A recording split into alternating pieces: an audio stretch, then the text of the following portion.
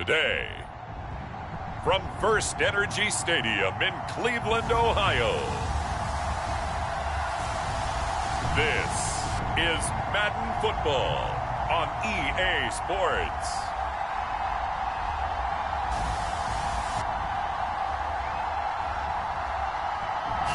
We are the so-called rock and roll capital of the world, Cleveland, Ohio, at First Energy Stadium on the shores of Lake Erie. Today, we're set for a good AFC matchup between the Denver Broncos and the Cleveland Browns.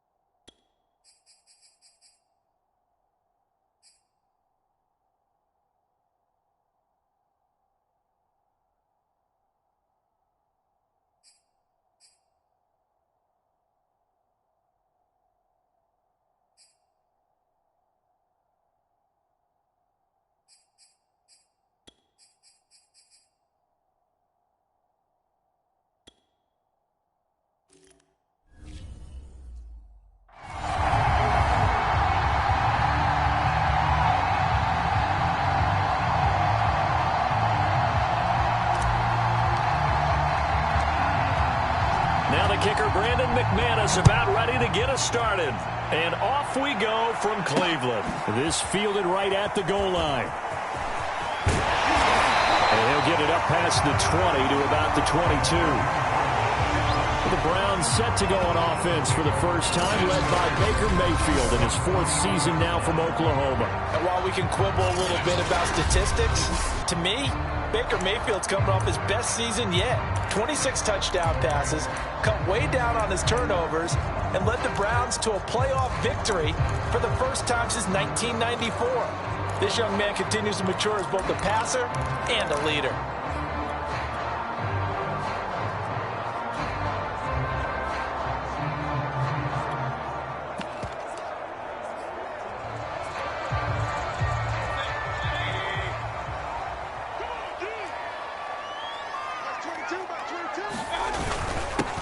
A first carry now for Nick Chubb. And he's brought down, getting this one up to about the 35. Solid way to start the drive. 13 yards, picking up the first. For a lot of guys playing this game, there's no better feeling than running right through a tackle. He's able to lower his center of gravity and churn his legs for a really nice pickup.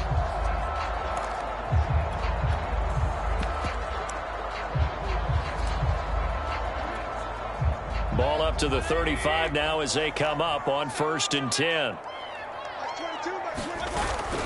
A run for Nick Chubb. And he'll get this one up to about the 39 here. Gets a pickup of 4, and it'll bring up 2nd down. End result of that one, a nice 4-yard gain. So you can use that to set up your play-action game, or you can come right back and continue to run the football because as an offensive play caller, you're on schedule and feeling pretty good about your next couple of calls. Now a 2nd down and 6. Mayfield hands it off to Chubb. 2 yards the gain there, and now they're left with a 3rd and about 4 for a first.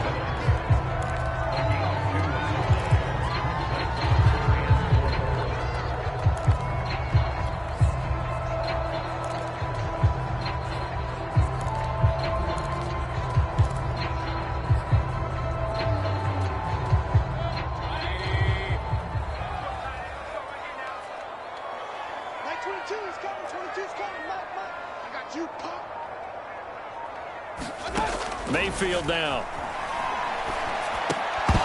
And that is incomplete. Oh, he had a defender right there with him to force that to the ground. And 4th down now coming up. Nice play there to force the incompletion. And to me, one thing's for sure. When you're the underdogs and you're playing on the road, you absolutely have to get takeaways. You've got to get the ball from them. Yeah, win that turnover battle, going to be key. They didn't get one there, but you get the feeling they keep making plays like that, they might just get a few. Yeah, once you get one, defensive teams think they come in bunches. And here's Gillen on now to punt as he gets this one away. I'll call that a punt of 38 yards officially. And out will come the offense as they take over.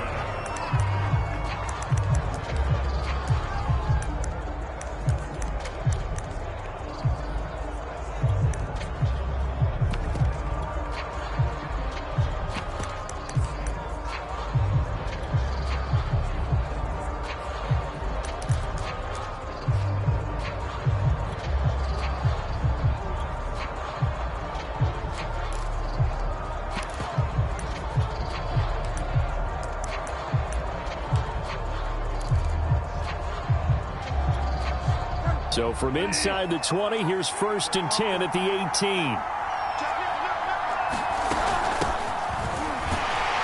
They will get 4 yards here on the 1st down run, and that'll make it 2nd and 6. Well, in every play call, you realize it's not going to go for a touchdown, so a lot of your calls are setting things up for maybe later in the game, trying to establish the inside run with toughness now, hopefully get to the perimeter later, and let's face it, you could do worse than a 4-yard run on 1st down.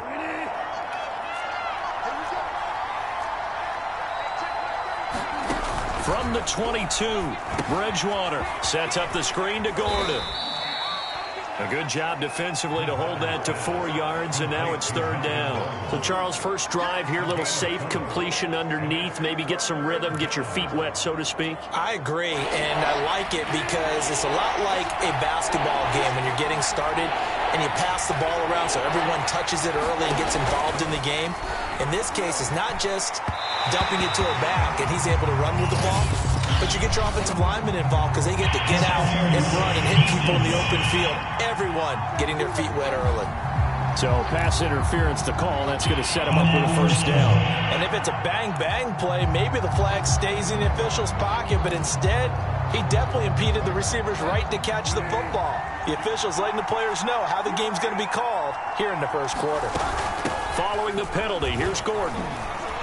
He takes this one across the 35 to the 36, a gain of about 4.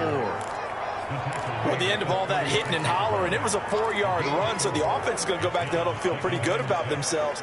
Defensively, you have to feel okay because you didn't let it turn into a bigger run, but the goal, shut it down for 2 yards or less.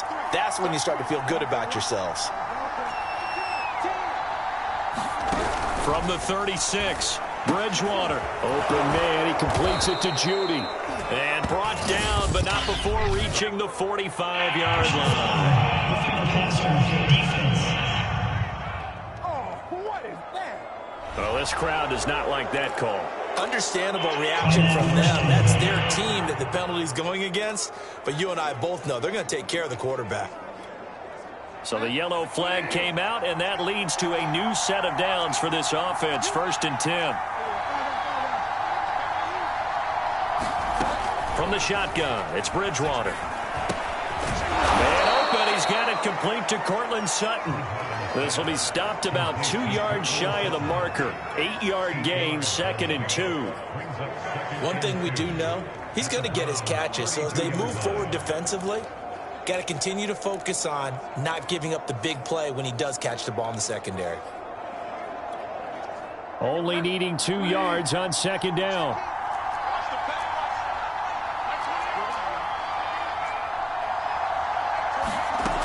Bridgewater. And he will find his man Sutton. That's complete. And he gets this one inside the 15, just a yard or 2 shy of the 10. A gain there of 21 yards. But one of the ways that quarterbacks keep all the receivers alive in a play, never lock in on any one guy. Make sure you keep your eyes moving, scan the field.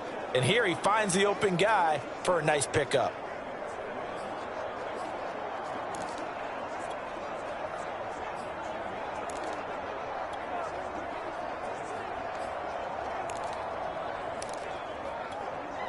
Now a 1st and 10 at the 11.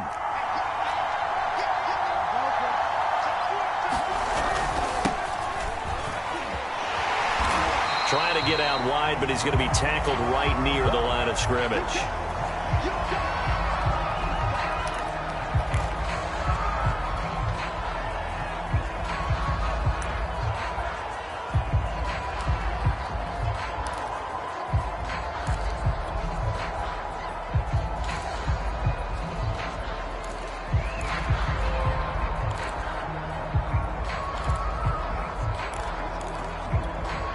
So after the run for no gain, here's 2nd and 10. They'll keep it on the ground. This time it's Gordon. And he's brought down. It's a 10-yard gain there to set him up 1st and goal. Well, there's plenty of real estate for him to maneuver on that run. And let's face it, it shouldn't be a surprise. He's one of the better backs in the league. Had to come into this game with the idea, slow him down. Otherwise, it's going to be a long afternoon.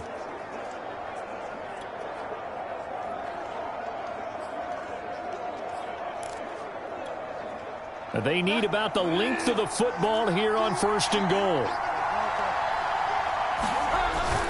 They'll try and punch it in. Gordon, and he is into the end zone for a Denver touchdown. Strong running from Melvin Gordon as he scores from a yard out. And the Broncos have taken the early lead. Well, 1st quarter, maybe too early to talk about statement drives, Charles, but that sure seemed like a statement drive right there.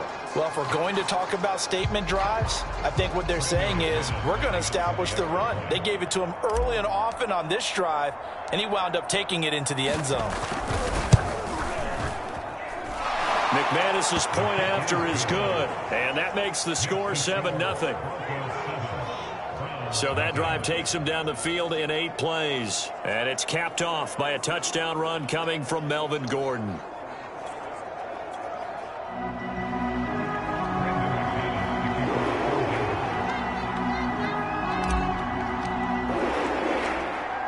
After the touchdown, here's McManus now to kick it away.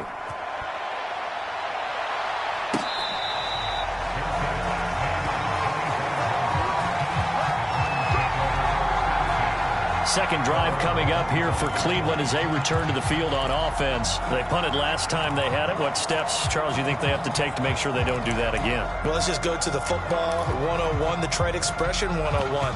Win first down. Make 5, 6, 7 yards on first down and make it a 2nd and 3, 2nd and manageable. Keep accumulating first downs that way. Keep moving the football. You don't want to get behind the sticks because then the defense has the advantage. On first down, Chubb able to get forward for about 4 as he's taken down. Well, it's time for them to be good teammates right here. And what I mean by that is possess the ball for a little while. Get at least 2 first downs. Give their defense a chance to settle down a little bit after they give up a touchdown.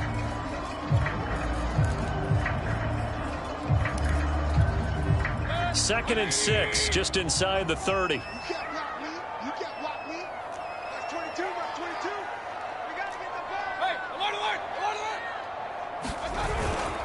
A give. This is Chubb. Just a gain of a yard there, and now it'll be 3rd down.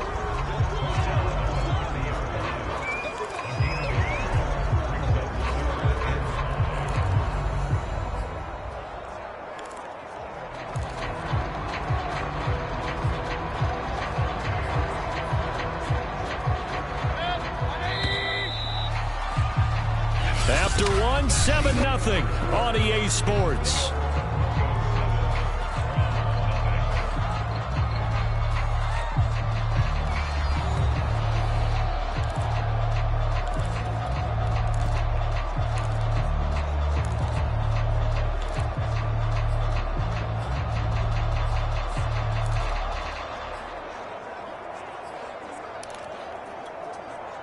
A nickel set defensively for the Broncos here on 3rd down.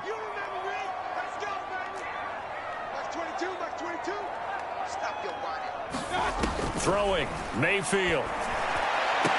And he'll be taken down, but not before they work it across midfield. A good pickup there at 22. He's such a good route runner. Shows it there on 3rd down. Very proficient and a good pass. And you know what I've observed over the years in the NFL? The better a route runner you are, the more confidence your guy's going to have in you to go to you in important times because he can trust you being in the right spot, and they connected there and picked up a first down.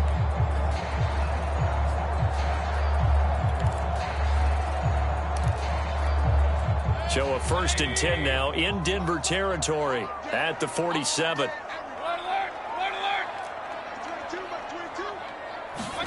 Mayfield off the play fake. He'll let it go deep for Beckham. And that is incomplete. Oh, he had it and dropped it. That is an unforced error there, and it takes away what could have been a touchdown. Well, I think that was good strategy there, trying to go right back to him after the last completion. But this time, the defense was all over it, and they got there to break that one up. Here's 2nd and 10.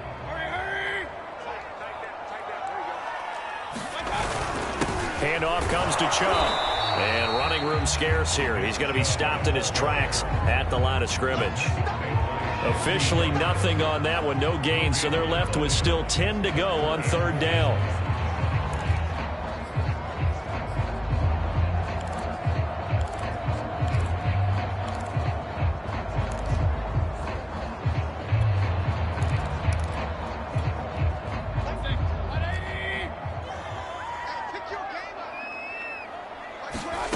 Now Mayfield. And he will not be able to hang on through the contact. It's incomplete. The coverage strong, and now it's 4th down. More problems here on third down. They've converted only once so far in this first half. And you know as well as I do in this league, if you don't win on third down, it makes it hard to win a ball game because then you're relying on your defense, you're relying on your special teams. You've got to get it done with your offensive unit. On is the punt team now as this one's sent away. Officially, that'll be marked down as just a 28-yard punt. And possession will switch hands, 1st and 10. Melvin Gordon now, he and the offense, they trot back out there. We're in the second quarter. They've got the lead. The lead, though, not so much because of the ground game, because of their air attack, Charles. So what they're seeing so far is the possibility of things loosening up later in the ground game. Through the air first, maybe they have to start respecting that even more as the game goes on, and then there will be running lanes to find later. Yeah, try to get him more involved here on this drive, maybe. Yes, sir. How about an attaboy there on 1st down, got his hand in and knocked it away.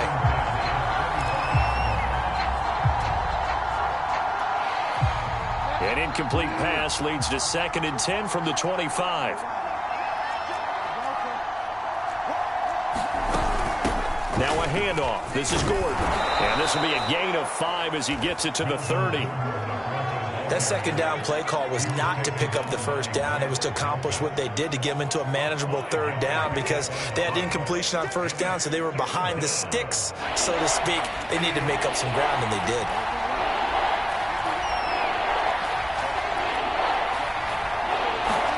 Throwing is Bridgewater. And this is going to be incomplete. And this is what you want to see from a defense. Give up an opening drive touchdown, that's fine. But how about them going back out there, recommitting themselves to the task at hand, and forcing a 3-and-out and giving the ball back to their offense? And here now the punter, Martin, booming this one away. Now Natson.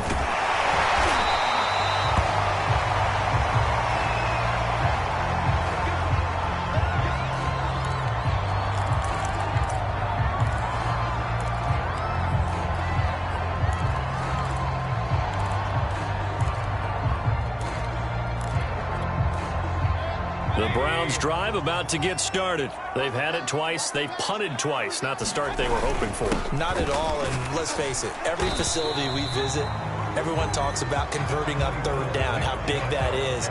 In this situation, they've had to punt it away twice, so they're furiously going over things on the sidelines. What do we need to do to pick up a 1st down and change our momentum? 6 yards on that last play. Here's 2nd and 4.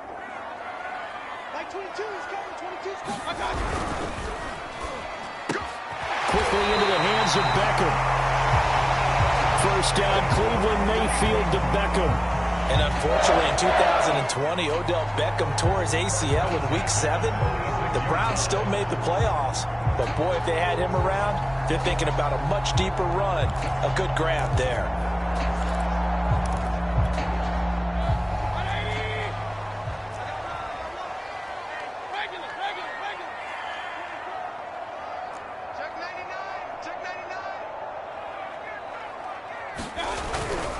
On 1st down, they'll run with Chubb. And down he goes at the 49, a 3-yard pickup.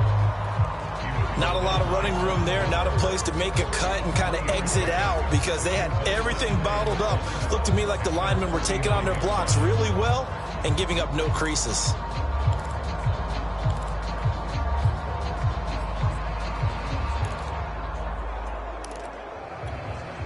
Three yards on that last carry. Here's 2nd and 7.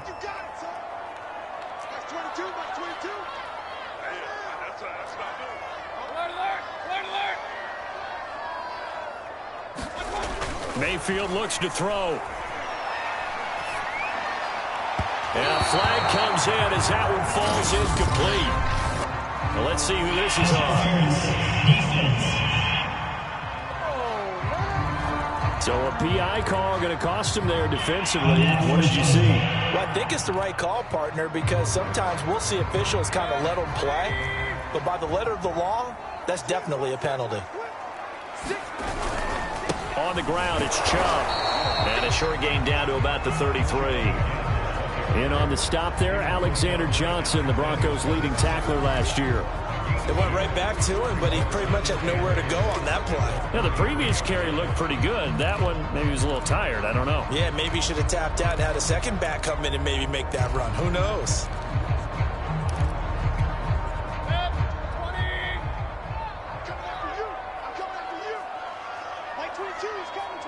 2 minutes on the clock, second quarter, 7-0 ball game.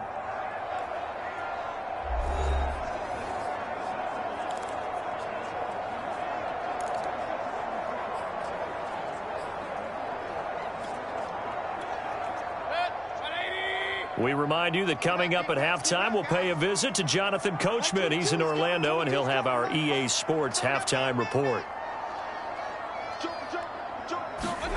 Throwing on 2nd and 8.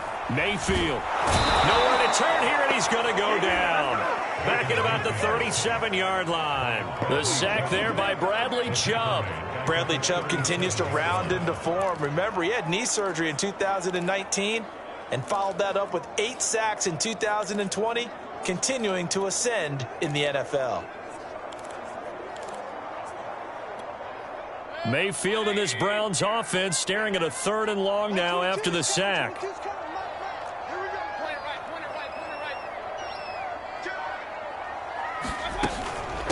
A first carry now for Kareem Hunt. And this play going to be stopped in its tracks at the 32, and obviously well short of the first down. Now the defense going to use the first of their timeouts as they'll head to the sideline and talk over what to do next.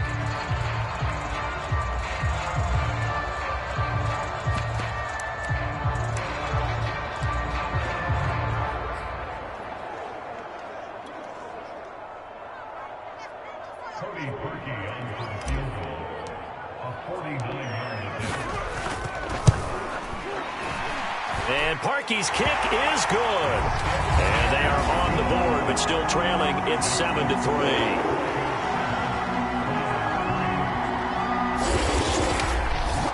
So they do get 3 points, but that's now 3 drives with only the 3 points, not a ratio that's going to win you many ball games. Not at all, Brandon. And think about it this way. We all know payoff is the key, right? And wouldn't we love to have the concession on every T-shirt that's been printed in football that says finish on it? Because that's the mantra everywhere. Got to be able to finish drives, put points on the board. The Broncos are about set to go on offense. And now with still more than a minute to go in what's been a tight game, you figure we'll try to see them move the ball downfield. And remember, they get the kickoff to start the second half, so this is a golden opportunity for them to go down there and put up a couple of 6s back-to-back. What a momentum swing that would be. Yeah, you might be able to get a 2-for-1 without ever even giving up the football.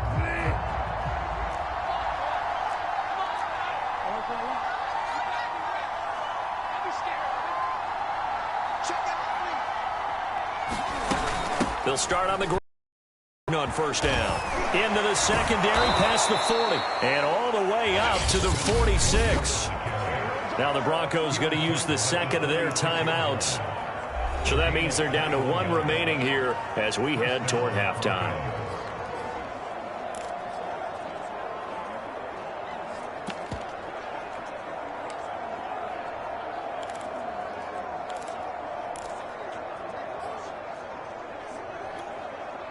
A big hitter to start the drive has him up near midfield here for 1st and 10.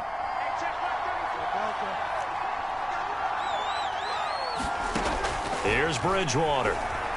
Flushed out right. And that is caught on the right sideline, but out of bounds, says the line judge. The throw took him a little too far at 2nd down. That was an interesting look there because as soon as he got outside the pocket, I thought he was going to take off and run for yardage. But what often happens now with these quarterbacks who can move, defenses want to try and keep bodies in front of them, and I think that discouraged him from taking off and made him try a pass downfield that fell incomplete. He'll go up top here for Hamler. And he bats it away, and it falls down incomplete. K.J. Hamler, the intended receiver. And now it's 3rd down. So he's 3 for 7 throwing the football right now. Not an awful start, but also not the sharpest of starts. No, I would agree with that. But if you're a confident quarterback and to play that position, you have to be.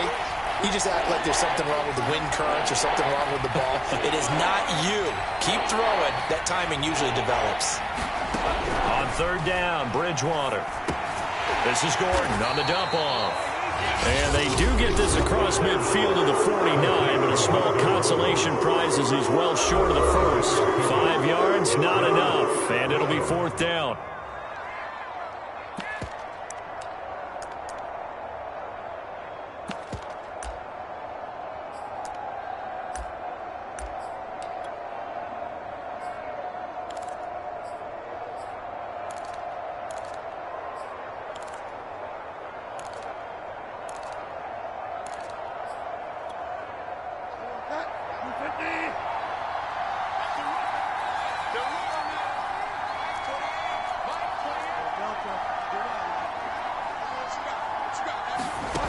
They'll throw again. Bridgewater. He's got his 6'5" receiver. That's Tim Patrick. And he'll go down, but not before getting this inside the 30. Not often do 4th down conversions result in 23 yards, but that's the case here. 1st down.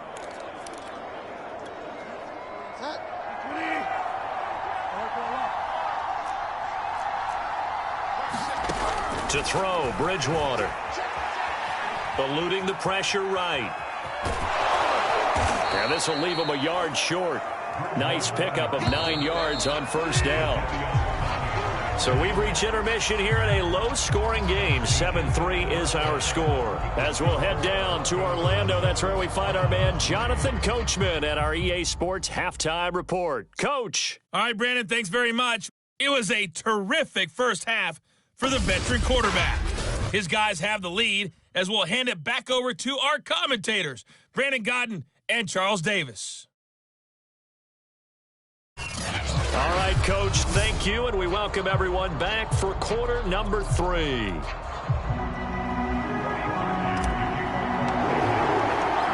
Broncos with a lead, and they will be receiving this kickoff here as quarter 3 is underway. Deontay Spencer on the return from his end zone. They will start at the 25 as Spencer elects not to return this. And the Bronco offense ready to begin this 3rd quarter of play. Their defense has done the job. Now it's the offense's turn as they've got it 1st and 10.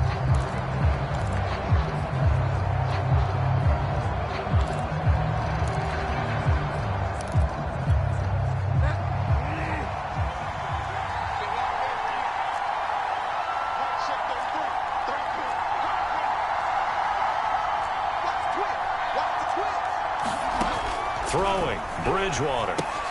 Got Gordon open, completes it. And this will be a gain of 5 as he gets it to the 30. Boy, that one was well read defensively. And this is all about diagnosis as a safety and being decisive, because he saw it setting up in front of him, able to knife through there and make the play.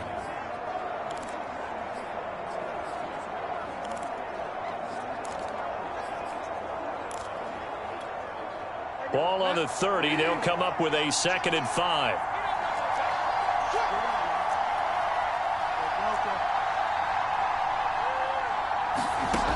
From the gun, Bridgewater. Gets it to Gordon. And he'll be taken down, but not before they work it across midfield. The catch and run, good for 24 yards. If your sympathies lie with the defense, you understand how tough it is for linebackers to run with a guy like this. He's going to slip out of the backfield and then work in the middle of the field. And sometimes those defenders get preoccupied with other people moving, and he finds open space and makes a nice play. So a 1st and 10 upcoming from Browns territory now at the 46. Now a handoff. Here's Williams. And he's going to be met at about the 43. 2 yards on the pickup there. It'll be 2nd and 8. Certainly a nice job there by the defense rallying to the football and getting him on the ground. But I think the play gets made by the defense in front, because if they can't get upfield, their job is to go ahead and get low, almost get into a ball sometimes, stack things up, and make it difficult for the runner to find a hole. Williams going to get it again on 2nd down. And he's dropped right at the 40. Gain of 3. Oftentimes we praise an offense for their variety of being able to hit people with the run in the pass. But in this game, how about what we're seeing from the safeties? They are all over the field. Doesn't matter if they threw it or if they're trying to run it. I don't think we've ever awarded an MVU, most valuable unit, but you're right. It might go to them in this game. I like that. MVU. Well done. for the Browns, a nickel set here on third down.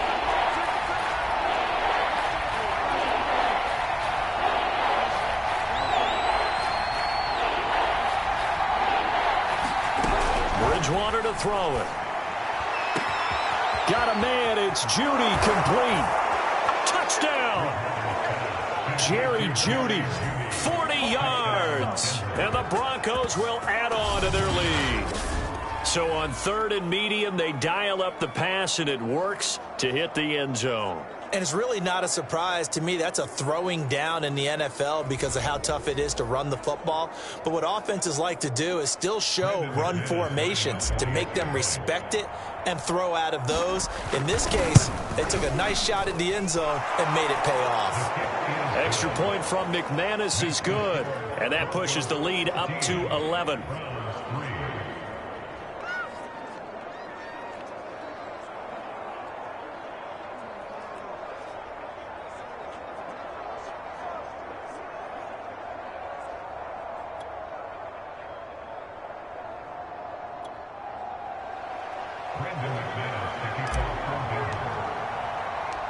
After the touchdown, here's McManus now to kick it away.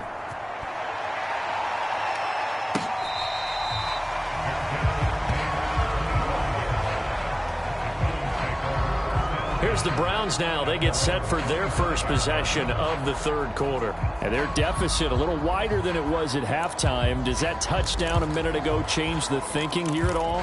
I think it does, at least a little bit, because now urgency has to start setting in. You can't go out there and go 3 and out and run the risk of falling behind substantially, but you have to do it without pressing, because pressing, that'll lead you into bigger errors.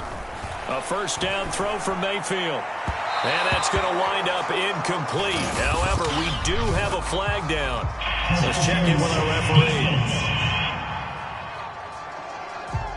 This home crowd, they're happy with that call. I like the way you said happy there, right? The so-called good guys didn't get a call. They feel like it's been that way all afternoon. You feeling their pain? They finally got one. Yes, they did. Following the penalty, Chubb. And this one goes nowhere. Losing yardage on the play back at the 46. He'll lose a yard there, and it's 2nd and 11. I see a shake of the head as he gets up, and you've got to imagine he's thinking, guys, you got to help me out. He's hoping his team can read his thoughts because he definitely needs some assistance. On 2nd and 11 now. Mayfield into a double team, and it's intercepted. Picked off by the rookie corner, Pat Surtain. And they'll start out with great field position at the 47-yard line in enemy territory. And, Brandon, this is a real nice job defensively of getting inside a quarterback's head and figuring out, okay, where's he going with the football? Because you can make an educated guess defensively, not all the time, but sometimes. And when you're right, you've got a decent chance of coming away with the football.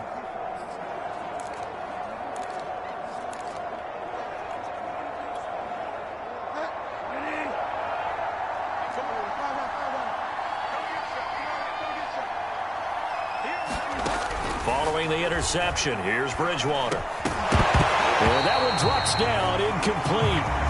Good coverage there, forced the ball free, and it's 2nd down.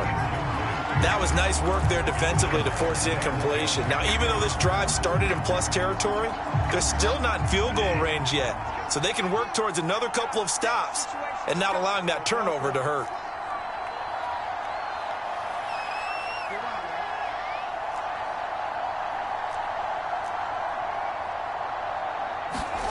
Throwing again, Bridgewater on 2nd and 10. And down he goes. The pressure getting to Bridgewater. Myles Garrett. It'll go as a loss of about 8 as he gets in there to drop him. Now on 3rd and long, they'll look to throw. He'll go up top here for Hamler. And this is incomplete. Oh, it looked like he had a pretty good line on that one. That would have been a big play, but he could not pull it in. Here's Sam Martin now as the drive goes backwards, so he's on to punt it away.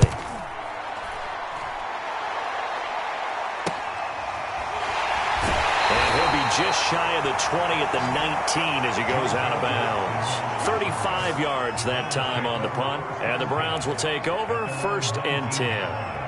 Heading out as the Cleveland offense now as they get set to take over here. And following the interception, we'll see what they can put together on this drive. I can hear my old college coach right now. He always used to tell us before every game, the team making the fewest mistakes will win.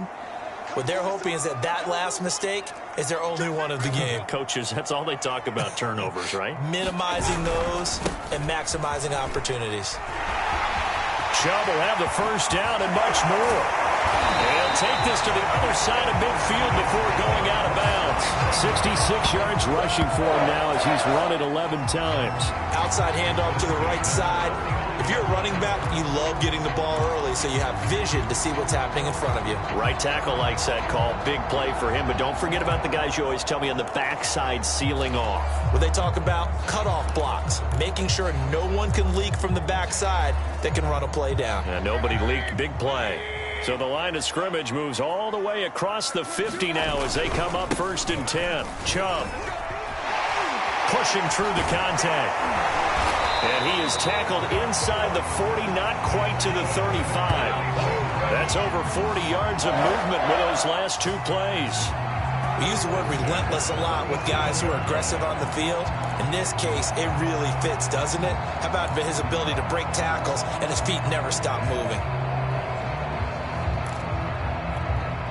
Still in search of their first touchdown of the game, but they're on the move. 1st and 10.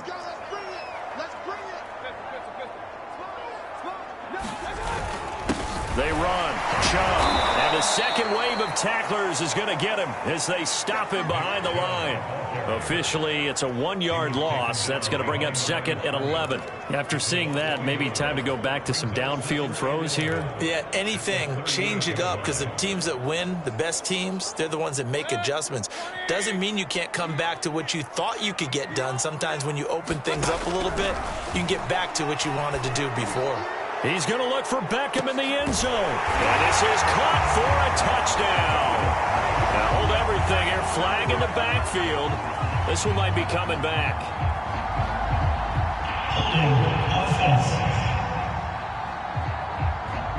That's on the Pro Bowl guard, Joel Bitonio.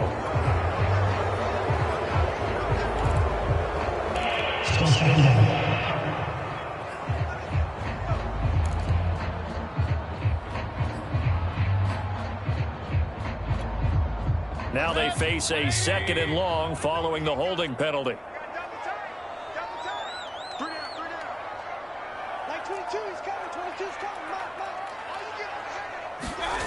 They'll try to throw here. Mayfield.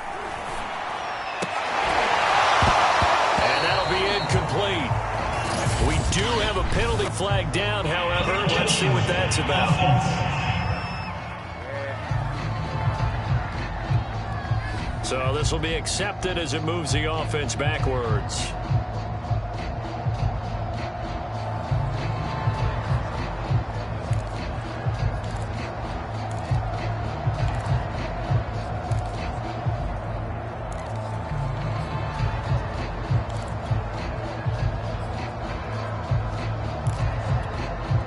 An incomplete pass on that last play, and that means they'll need to come up with something here on 3rd down. Mayfield to throw it. And he'll take a shot here for Hooper downfield. This is caught inside the 15. And all the way in. Touchdown, Cleveland. Austin Hooper, 48 yards. And the Browns have cut it back within a score. For a big tight end, he can sure move like a slot receiver when he gets a head of steam going. And as a defensive back, you've got a big decision to make when he's moving like that.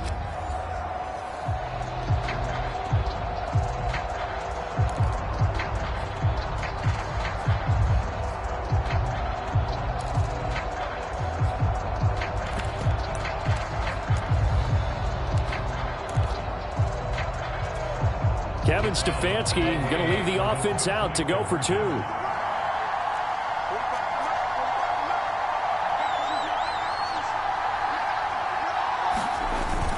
Here's Chubb to try to run it in. And he'll get into the end zone as the 2-point conversion is successful. I guess guess the coach looked at the two-point cheat sheet, said go for it, get it to a three-point game, and they did it. Yeah, and sometimes you just throw out time of game. You don't worry about that. There's just a feel sometimes in making that call, and he felt good about what he had for a two-point conversion, and now they're only down 3 and feeling great about themselves.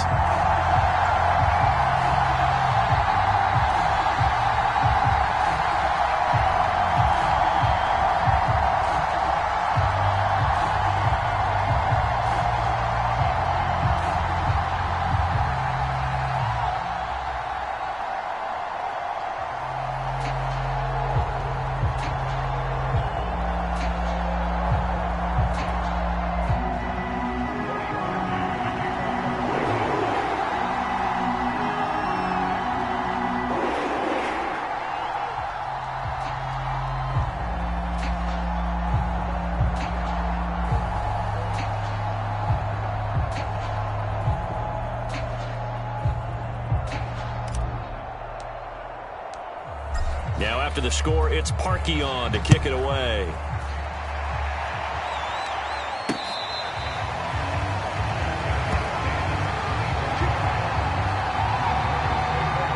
Getting set to go here, Teddy Bridgewater and company marches back onto the field. He's been pretty solid, pretty consistent, just the one touchdown pass, but I think he's managed the game well, no? I would agree with you, and that's what you're looking for out of your field leader, making sure that you're playing well and not making any big mistakes. Oftentimes, that's how you're judged.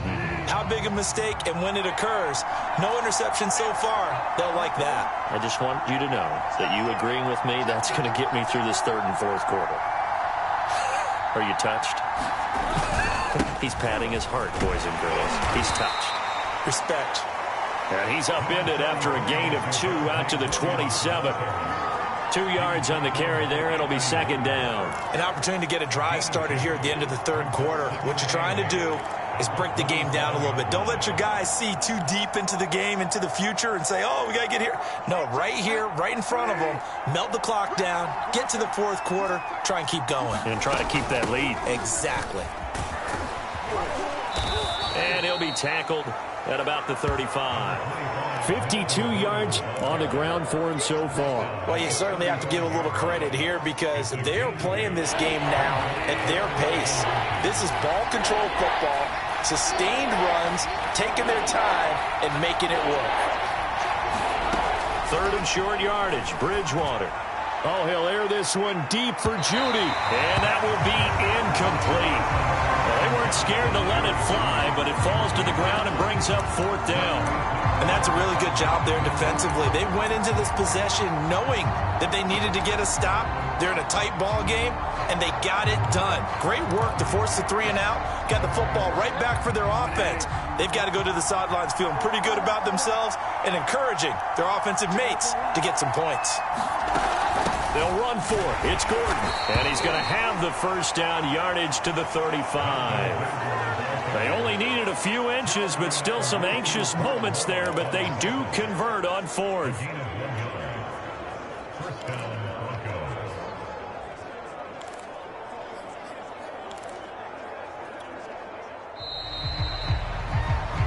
So a moment to catch our collective breath after the fourth down conversion.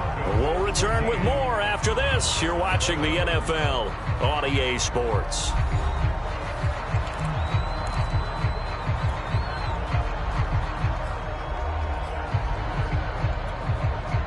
Ball up to the 35 now as they come up on 1st and 10. Bridgewater now. Finding the open man, and that's Tim Patrick. 3 yards the gain there, second down. The goal of a wide receiver screen is get enough blockers in front to create a wall and let him pick his spot to run the football. How about the defense there, swarming to it and not allowing that to happen? Did not let him get downfield.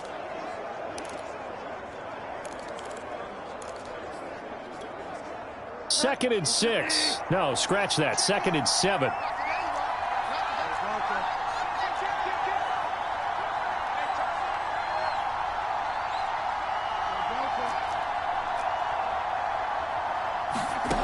Bridgewater. Now he's hit, and Bridgewater loses the football.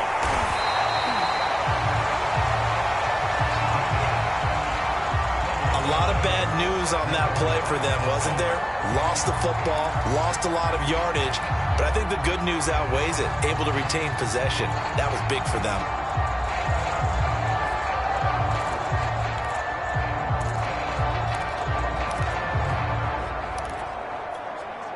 Good news, they kept the ball. Bad news, it's 3rd and long.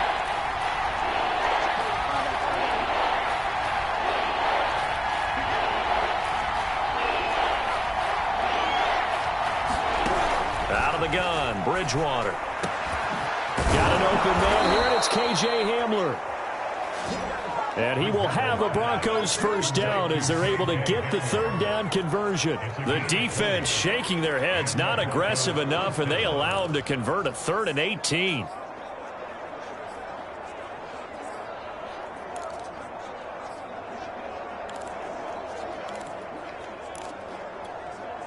A couple of first downs on the drive already, as they'll go from the 47 now on first down.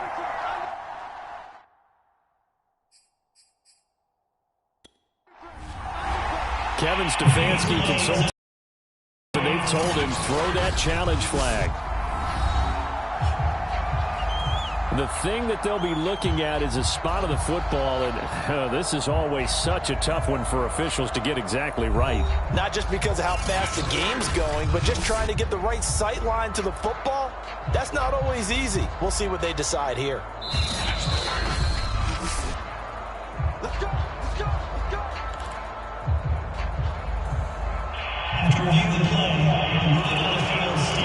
So the challenge does not sway the official's decision. Spot of the football going to remain right where it is.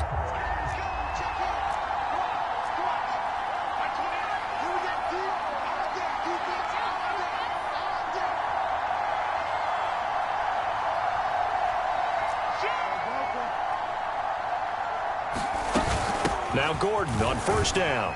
And he's going to take this across the 50 into Browns territory. Call it a gain of 4 on first, and that'll make it 2nd down. I like a guy who understands the situation. I also like a guy who you look at him and you say, that looks like a guy who knows the coach is going to say, guess what? You drop this one, you'll be carrying around the training facility for an entire week. Maybe flashback to high school or college, carrying it around campus, right? The old gauntlet drill, right? Anyone get the ball out while he's sitting in class and bring it back to the coach? He's in big trouble. 65 yards rushing for him now on what was his 10th carry of the ball game. How about this offensive line? They're really starting to establish themselves, take over this game. And before the series began, I know exactly what was said in the defensive huddle. Guys, we got to get no less than a 3 and out. Let's get off the field. Instead, they can't find any traction towards doing that. Right now, they're just getting muscled all over the field and getting pushed down it. On 1st and 10, Bridgewater. And he's going to get this down near the 20-yard line. Right about 20 yards on the pickup. Officially, they'll say it's going to go for 19. And these guys certainly are not hiding what their intention is. They're absolutely showing it. They're definitely not going to sit on this lead here in the 4th quarter.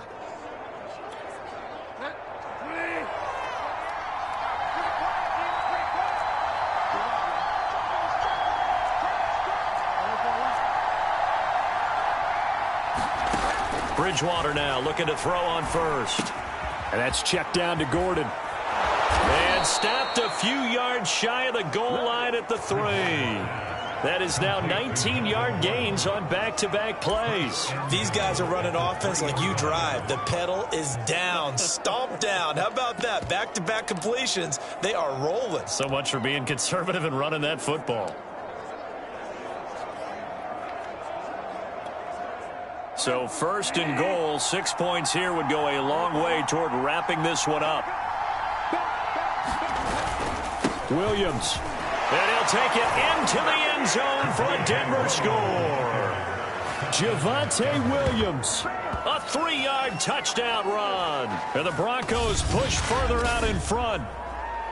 So it was the passing game that got him down here, but closer to the goal line, it's the running game that gets him home. Certainly appears that they lulled the defense into thinking that the passing game was going to be it the entire drive. Nice change up there going to the running game to get them over the goal line.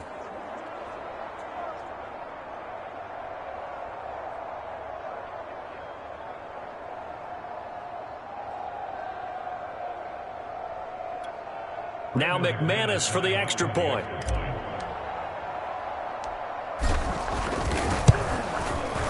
And his guys will take a 10-point lead. So that drive, 12 plays in length. And it was the rookie Javonte Williams who finished it off with a touchdown run.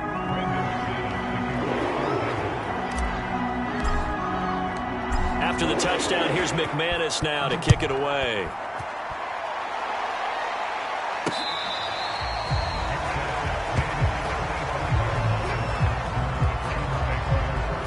Mayfield and the offense now. Down by 10, 2:25 remaining. They have 2 timeouts and the 2-minute warning to work with, but they also need 2 scores. They've got to go quick.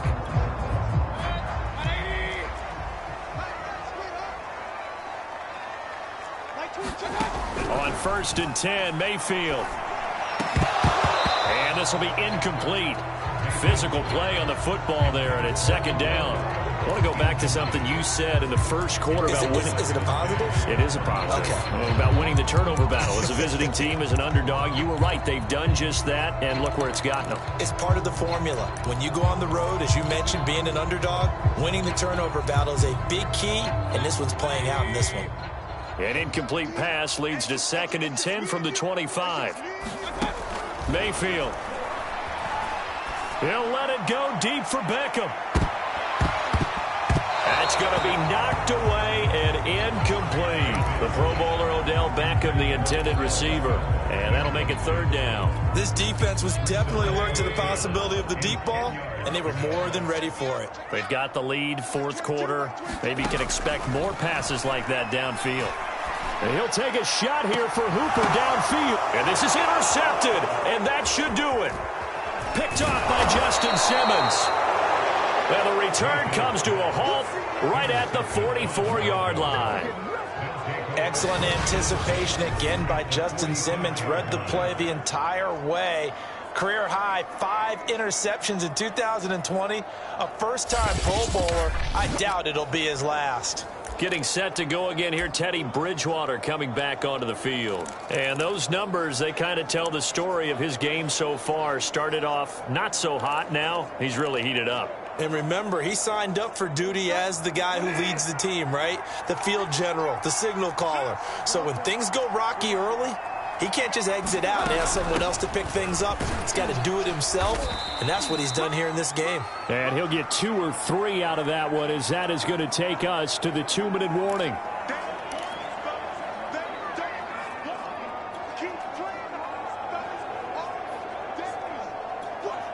So it's Bronco football as we get you reset here.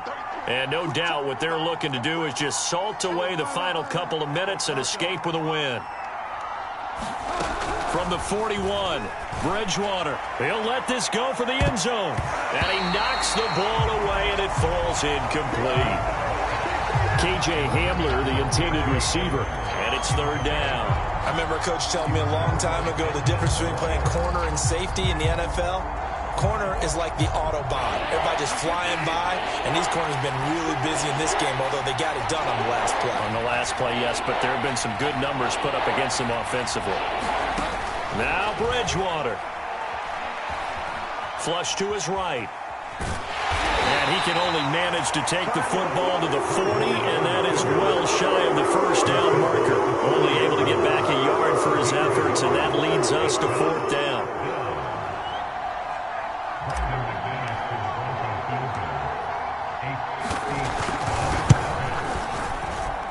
And that one's not going to get there. Not enough juice. An ambitious effort, but it's well short. And this score will stay right where it is. And that miss should just about write a finish to this one. Yeah, they needed 2 scores, and they needed that field goal there to be the first one and still give them an opportunity. But now, with the time left on the clock, I think this one's about finished. It's incomplete. Took a shot, couldn't connect.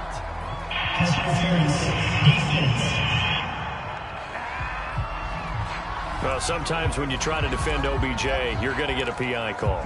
He might get a PI called at just about any point during his route. And I think a lot of teams have taken the whole philosophy of, hey, just go ahead and do what you have to do and hope eventually they'll quit calling it. But not in this case. They dropped the flag for the pass interference. A hit as he throws there, incomplete. He was trying to go back to Beckham there, but it'll be second down. Now the question is obvious. Do you try to kick the field goal right here knowing that you need 2 scores? I would be thinking about it if I were on that sideline. Get the field goal now, try and get the touchdown later. Here's Baker. And he slings one that's incomplete. Jarvis Landry, the intended receiver, and it's third down. Back-to-back incompletions, but we know this is definitely 4-down territory. Time not on their side. I don't think they want to try and get the first down in 2 installments. I think they got to go and get it right here, right now.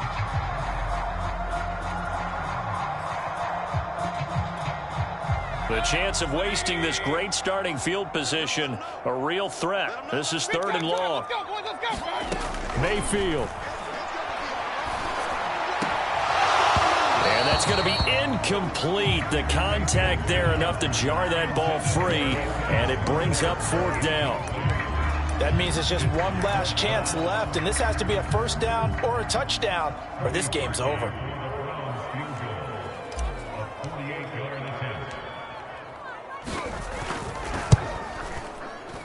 The kick by Parkey is good, and this is back down to a 7-point game. So the 3 points there, and CD, that helps them inch a bit closer. Yeah, partner, when you're losing, any points you see go on the board in your favor, you're happy to take them.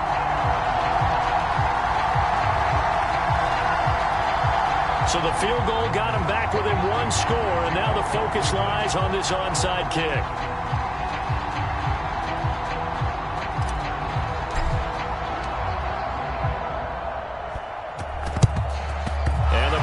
Aren't able to recover, and that should just about wrap this one up. Fourth quarter, they felt like they needed the football back. Unfortunately, they couldn't get it.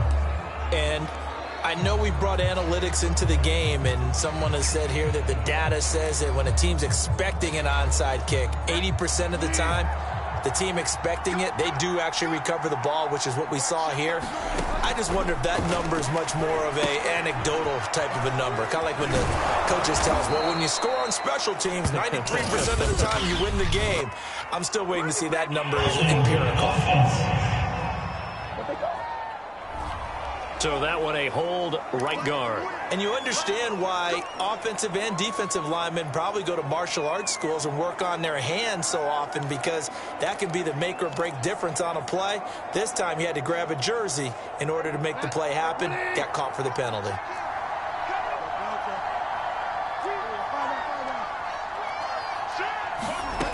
Throwing here, Bridgewater. And that is incomplete. Now the coverage a little too good there, and it's second down. KJ Hamler, the intended receiver. And it's second down. Well, that one was all about the defender making life difficult for the receiver. Very tough for a guy to hold on to the football through all that contact. He ends up forcing the incompletion.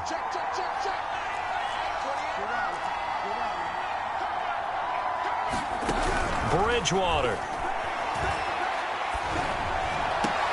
Able to get this to Gordon. Now the Broncos are going to call the first of their timeouts. That'll leave them with 2 remaining. We'll be back after this.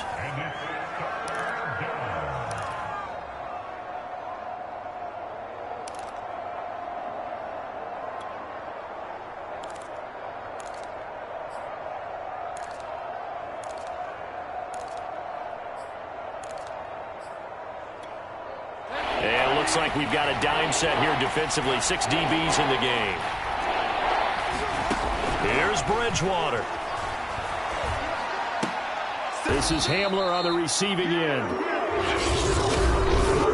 Now the Broncos going to use the second of their timeouts. That'll leave them with just 1 remaining in this fourth quarter of play.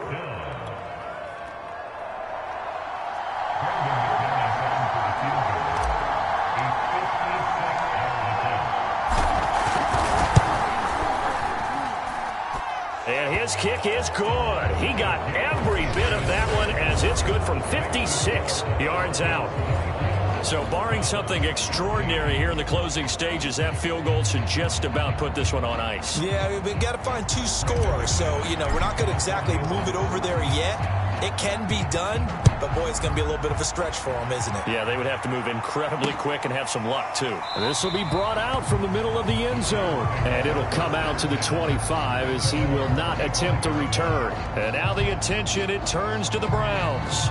Trailing in this one now. A little over 20 seconds to go. It's an extremely tall order in front of them, but they've got the ball with a first down.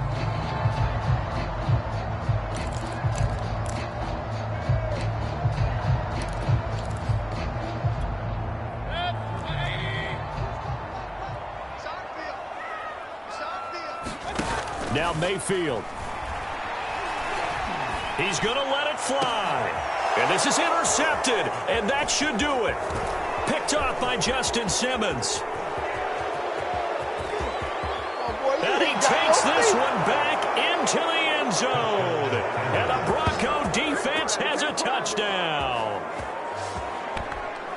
And that one will pretty much erase any hopes of a fourth quarter comeback. With emphasis. Interception, return for touchdown. Door closed, locked, reinforced. McManus's point after is good, and that'll make this a 3-score game now. The lead moves to 17. So the defense creating some points, not only getting the interception, but then returning it to the end zone for the pick 6. After the touchdown, here's McManus now to kick it away.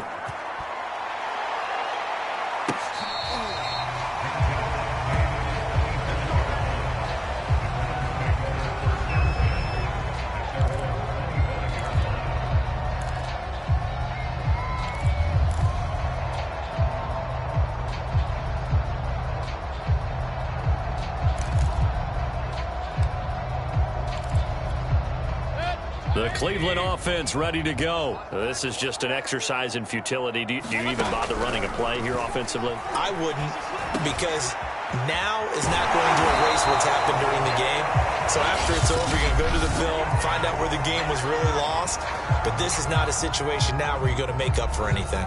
We'll see what they do here. Ball up to the 35 now as they come up on 1st and 10. One last shot for Mayfield here.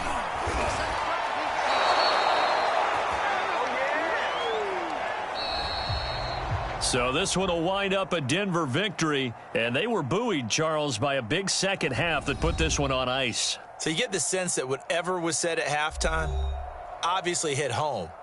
I think it's a little bit more than that, though. Obviously, there are words that are said, and, hey, come on, guys, we have to play better. But sometimes it's just sharpening your execution, sharpening your focus, and maybe doing the things you practiced all week without major adjustments, just doing them better. And that got it done in this one.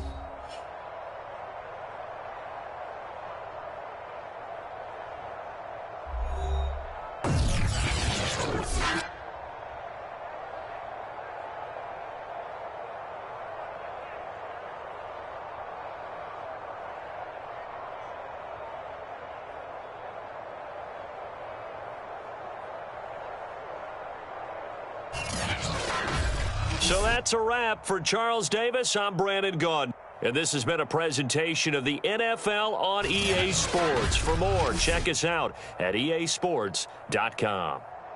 With that, we say so long from Cleveland.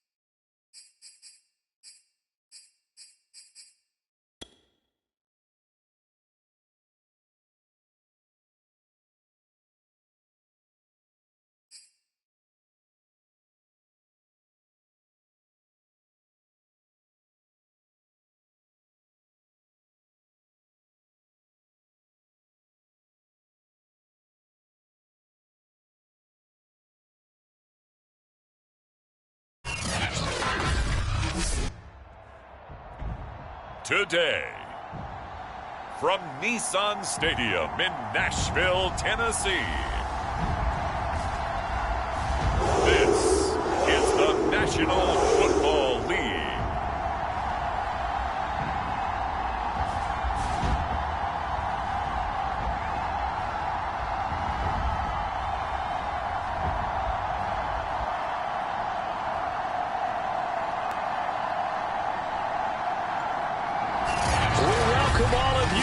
Nissan Stadium on the banks of the Cumberland River in downtown Nashville, Tennessee. Today, we're set for a good AFC matchup between the Denver Broncos and the Tennessee Titans.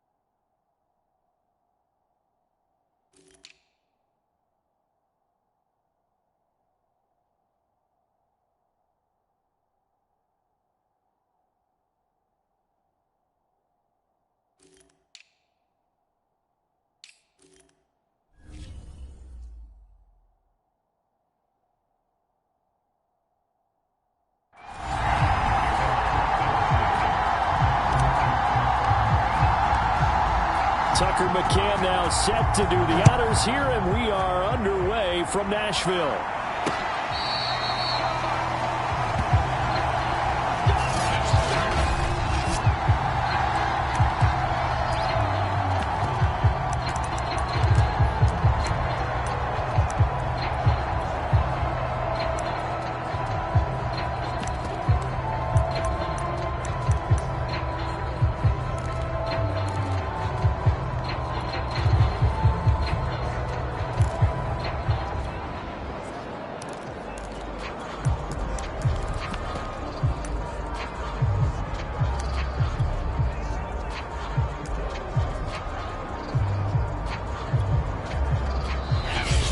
play clock at 3. We'll get a signal and a timeout on the whistle.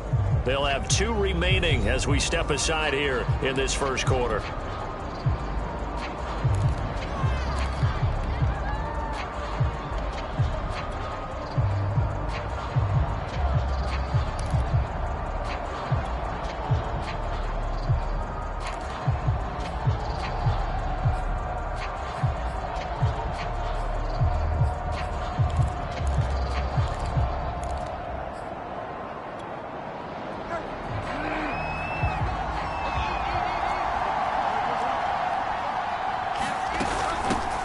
They'll run. This is Melvin Gordon. And he's going to be dropped following a pickup of 7 past the 30 to the 32. A nice run here early on. It doesn't take a great play caller to realize you want to establish a guy of his caliber with runs like this early because they'll pay dividends as the game progresses. A good run got 7 on first. Here's 2nd and 3. Here's Bridgewater. Sets up the screen to Gordon. And he went backwards. He'll be down at the 30. It'll be a loss of a couple on the play, so now 3rd down coming up. Well, that play really didn't fool them. They completed the screen pass, but for lost yardage, a really nice play by the defense. 3rd play here this opening drive as they're up against a 3rd and 5.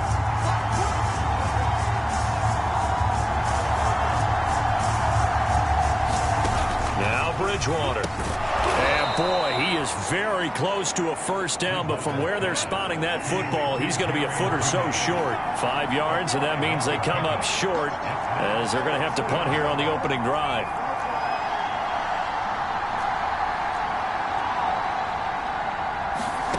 Bridgewater to throw for it on 4th. Got a man complete. It's Hamler. And they're going to have this across midfield and inside the 45. So not only do they convert on 4th, but they pick up 22 yards in the process. I know they got the first down, but Brandon, I still don't like the call going for it there. Yeah, they got it, but I would have punted the ball there, played some field position. I mean, it's okay to end drives and kicks, right? You know, we've heard that from different guys before. Remember, a kick's either a punt, right, field goal, or a point after touchdown. It's okay to end it in a kick. They run for the first time with Javonte Williams. He'll get a nice chunk there on the first down run, and it's 2nd and 4. That play wasn't quite as big as the play that preceded it, but still, got to like the way they're moving the football, partner. Absolutely. Pretty good room to run on that last play. Yeah, they didn't get a first down, but still, you'll take runs like that each and every time, won't you? Working with a 2nd and 4.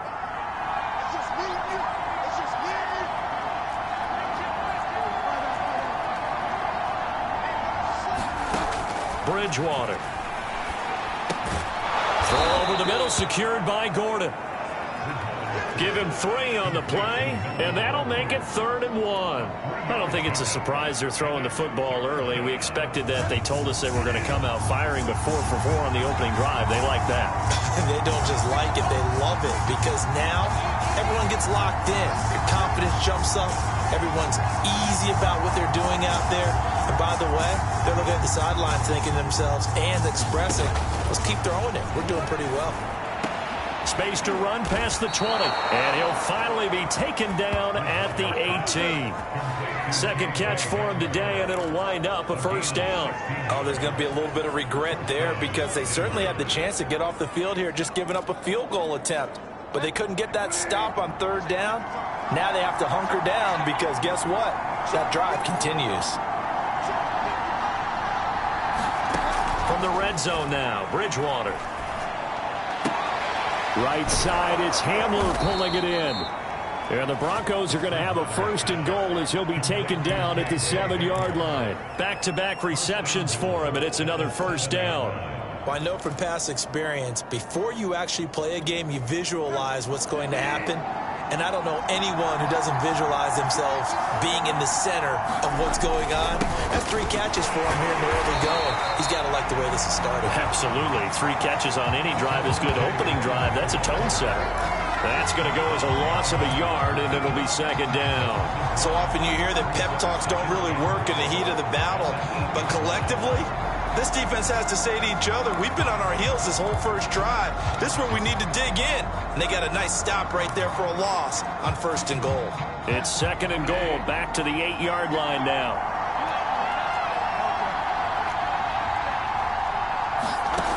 From the shotgun, it's Bridgewater. Escaping the pressure right. Fighting for the end zone. He lost the football. It's out. It's picked up by the Titans. Now come the Titans for their first possession, led by Ryan Tannehill in his 10th NFL season and 3rd with Tennessee. And the former Miami Dolphin had a career renaissance in 2019 with Tennessee and carried it over into 2020. A career-high 32 touchdowns, just 7 interceptions, and those were the fewest he'd thrown in a full season. And speaking of full seasons, he played all 16 games for the first time since 2015. He's got to be excited about 2021.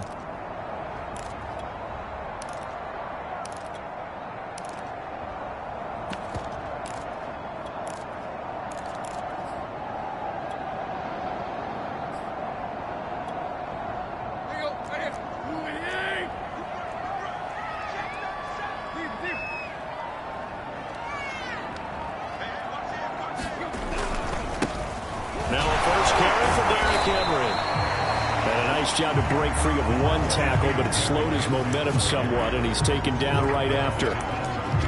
A gain of 3, 2nd down. Look, all any running back wants is a little bit of room, a little bit of space in order to maneuver, but he also understands how difficult it is for his offensive line up front, so if they give him any space, he realizes his job to make more out of it than what they give him. Picks up 3 on that carry.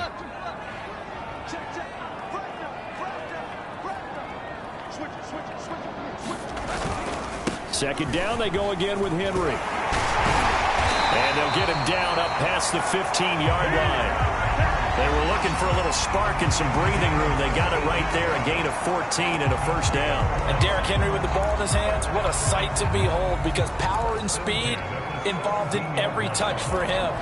Coming off another spectacular season with the Titans, he became the first since LaDainian Tomlinson in 2006 and 2007 to win 2 straight rushing titles, and he did it with style too. Just the 8th man to top 2,000 yards and the first since Adrian Peterson in 2012. He has his sights set on another 2,000-yard season. They'll contain him to just 4, 2nd down.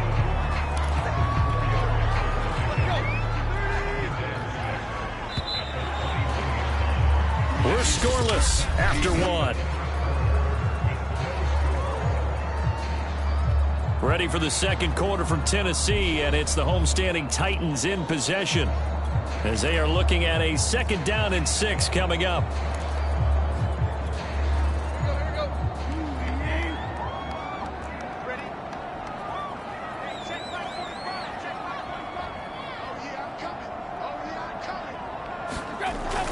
Tannehill going to turn and give this to Henry. Only a yard on the pickup there, and it'll bring up a 3rd down. Brandon, we talk all the time about those hybrid players, guys who can do more than one thing. And I think if you're playing strong safety in the NFL today, you are a true hybrid. Part linebacker, part cover guy. And coming up, sticking his nose in the mess there and making a nice play defensively.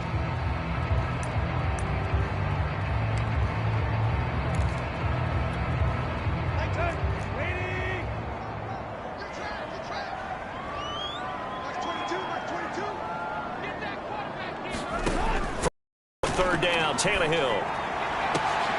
And they'll get it all the way up about 5 yards shy of midfield. 23 yards on the play.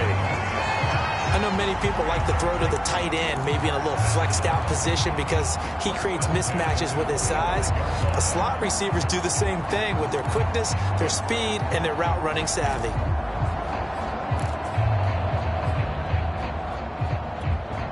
So after 2 first downs, they get another here. 1st and 10 at the 45. Again to Henry.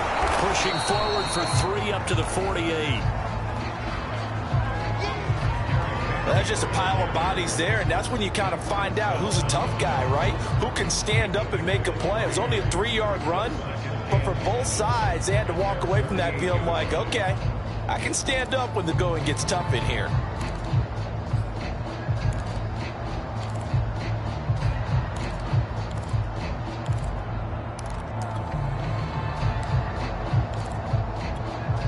Coming up on 2nd and 7.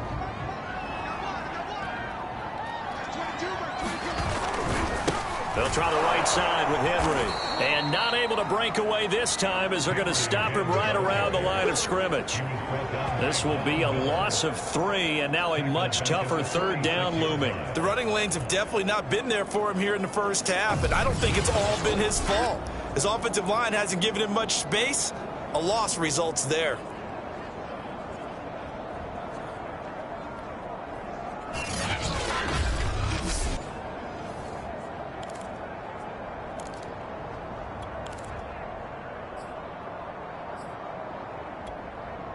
Now play number 7 of this drive, but it's a tough 3rd and 9. Out of the gun, Tannehill. Into a sea of defenders and intercepted. Picked off by the rookie corner, Pat Surtain. And the return across midfield and to the 46-yard line. And that's a great example of ball skills right there, partner. You and I do a lot of games, and I can't tell you how many guys look to run with the football before they've intercepted it. So that's a nice job of focusing on the task at hand and coming away with the interception.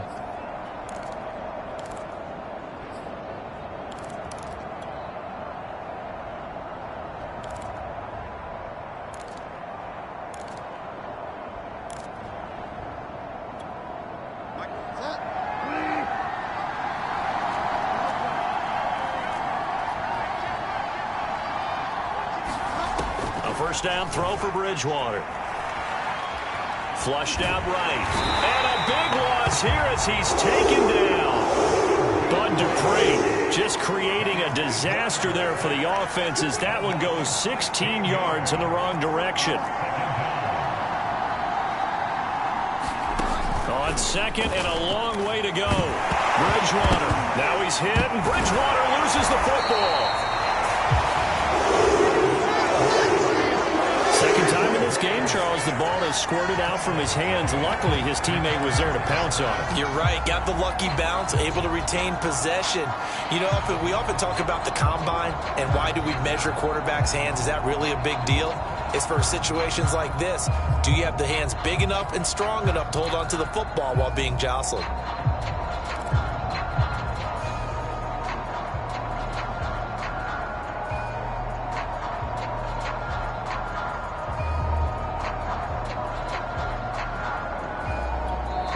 Now the Broncos going to use the second of their timeouts. So as they take it over, we step aside.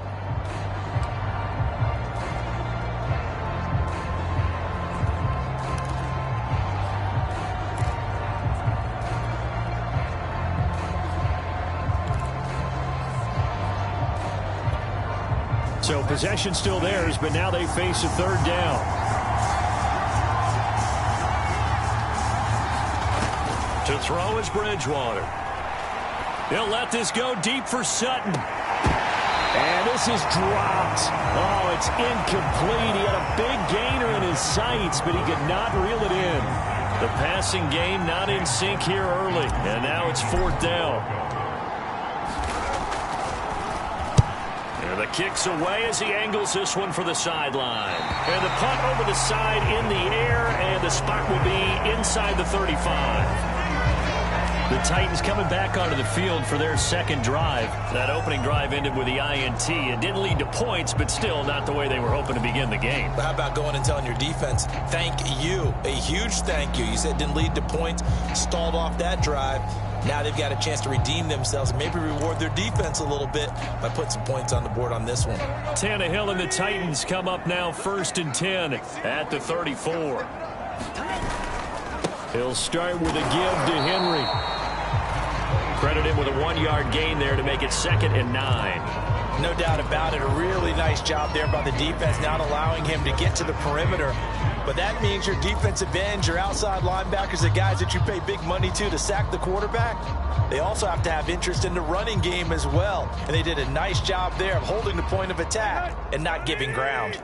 Here's 2nd and 9, just a yard on that last run.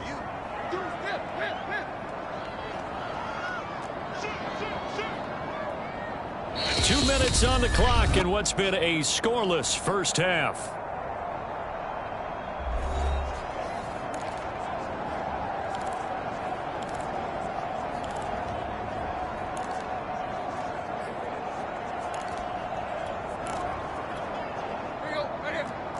A reminder, coming up at halftime, we'll check in with our Jonathan Coachman. He'll have highlights and analysis of the first half, and our highlights will likely be on the defensive side of the football here. Scoreless game. And they'll get this well past midfield before being stopped just before the 35. 47 yards now on the ground on just 7 carries. I have a pretty good friend, Charles Davis, who tells me that when he sees plays like that, strong runs to the right, reminds him of the 1960s Green Bay Packers. Boy, those were the days back when the fullback actually carried the ball as well as blocked. Then you had a halfback. You had pulling guards, guys who could get out and run. And you can hear the great coach saying it back then. So we get a seal here and a seal here, and we run this play right in the alley. And he'll be taken down at the 34. Alexander Johnson there on the stop.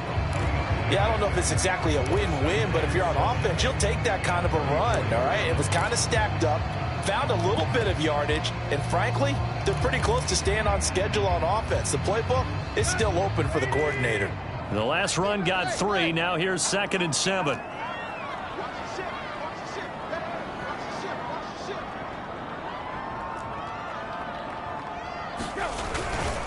Now a handoff to Henry.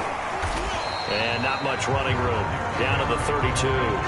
Calling a gain of a couple, and that's going to leave him with a 3rd and about 5. Now a timeout called for by the defense as they'll stop it with just over 40 seconds to go in the first half.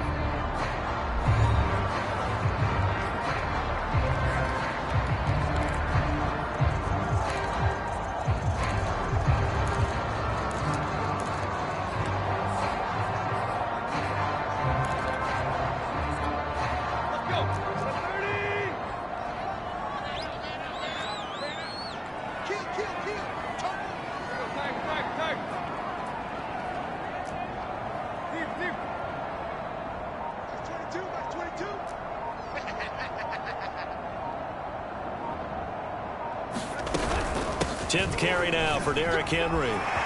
First down and much more for Henry. And he's got it all the way down to the 12-yard line. The Titans going to use the first of their timeouts, as it'll come with 36 ticks to go in half number 1.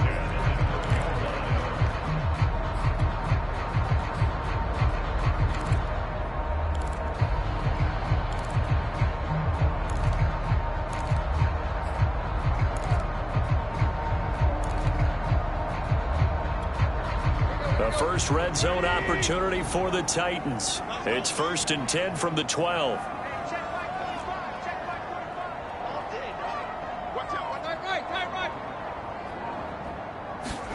They'll try the air now with Tannehill. Open man, Julio. Touchdown, Tennessee. Julio Jones there to make the grab, as his guys are first onto the scoreboard here this afternoon. A lot of people might call this backyard football. Sometimes just understanding who you've got out wide and who you're going to throw it to. Give him an opportunity to go up and make a play, even when contested. Looks like that one worked out pretty well. The trust factor, in effect.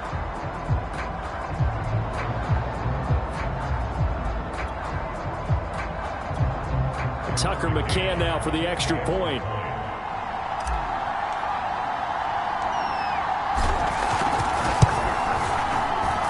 And this is good. Our score, 7-0 Tennessee. The drive summary that time, 5 plays. And it ends with a Tennessee score.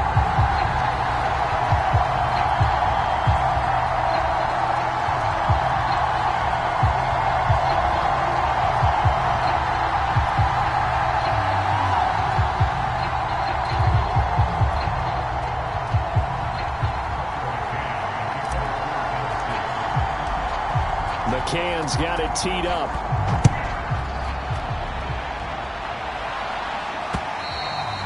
And they will not get a chance to return this one as it's through the end zone for a touchback.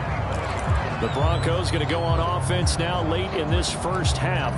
And with them trailing, there is still enough time to try to string a few plays together, maybe get into field goal range.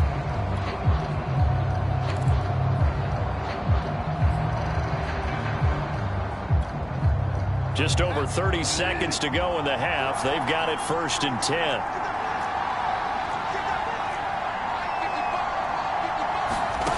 Here's Bridgewater.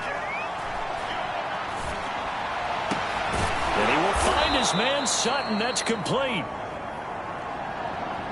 And he's brought down after a very nice gain. It'll go as a gain of 25 on a play that started back at the 25.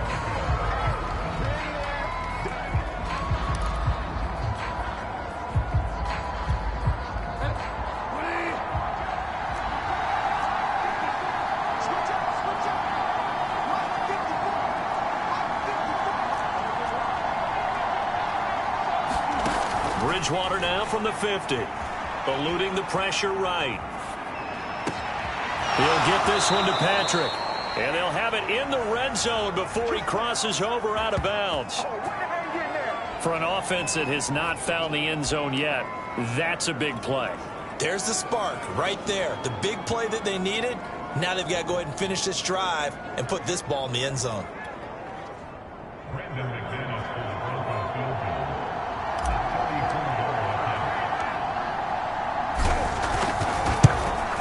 And McManus able to put it through, and that will do it for this first half. So, all right, hang on. We'll jump over halftime.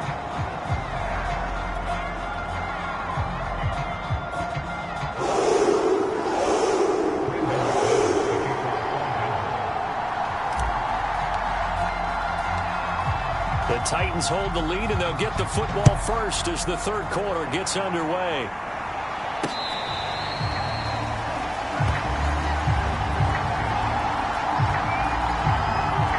The Titans getting set to go here to begin the third quarter.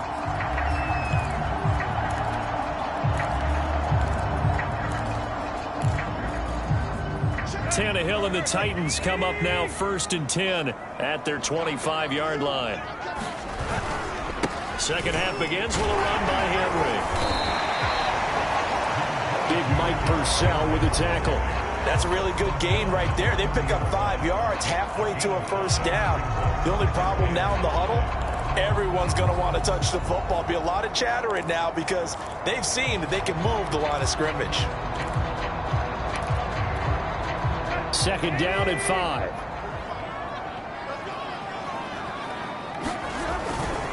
They'll run it again with Henry. 5 yards on first down, but now just a 1-yard pickup there on second. And this is why aggressive defensive coordinators love to blitz. It wreaks havoc because they end up taking their attention to the blitzers, freed up the D lineman to make the play.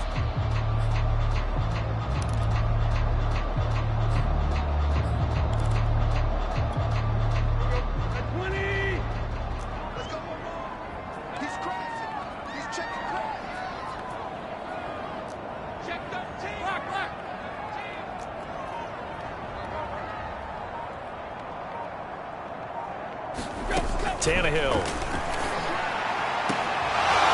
And incomplete on the deep ball. That's an excellent job right there on third down. Like any defense, you never want to let them get anything started, and that would have been a first down. Instead, you saw the contact on time, no penalty, and before this drive could get wings, it's fourth down.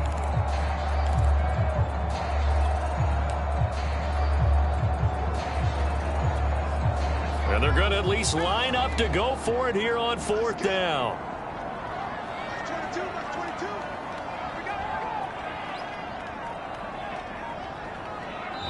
Now with the play clock about to expire, we get a whistle and a timeout. It's just their first, so 2 remaining as they burn one here in this third quarter. Here's Brett Kern now as he's on a punt for the first time this afternoon.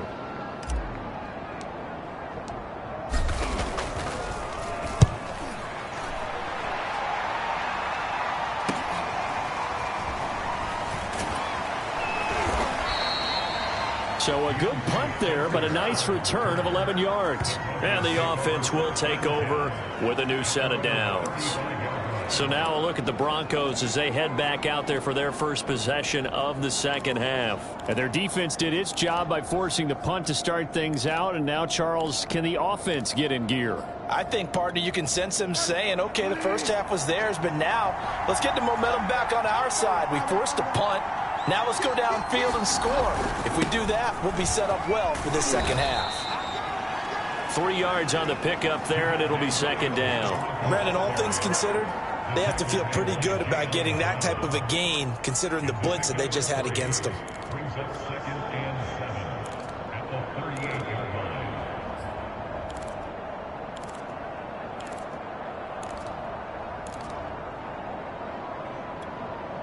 Second and 7.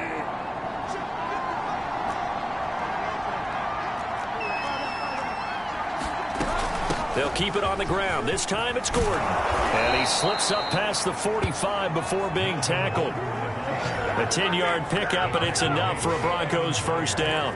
That was good, tough running right up the middle. And if the defense can't penetrate and make him slow his pace or change direction, that's often the end result. So following the run by Gordon, here's first and 10. Throwing, Bridgewater. And that is caught on the right sideline, but out of bounds, says the line judge. The throw took him a little too far. It's second down. You can tell they wanted to get that ball downfield, but they had nothing working in the secondary, so he dropped it off to the running back. That one ended up incomplete. Third quarter of a tight football game as we come up on a second and 10.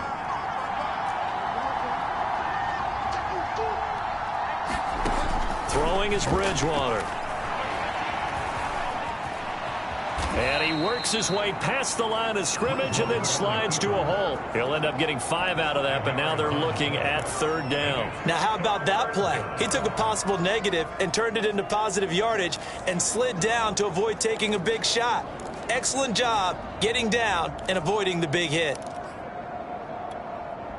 Got an extra defensive back out there for the Titans now here for third down. From the gun, Bridgewater. That's out to the flat for Gordon. Well, this is going to depend on the spot, but it's not a very generous one. He looks to be about a yard or so short. Fourth down, they're going. Bridgewater.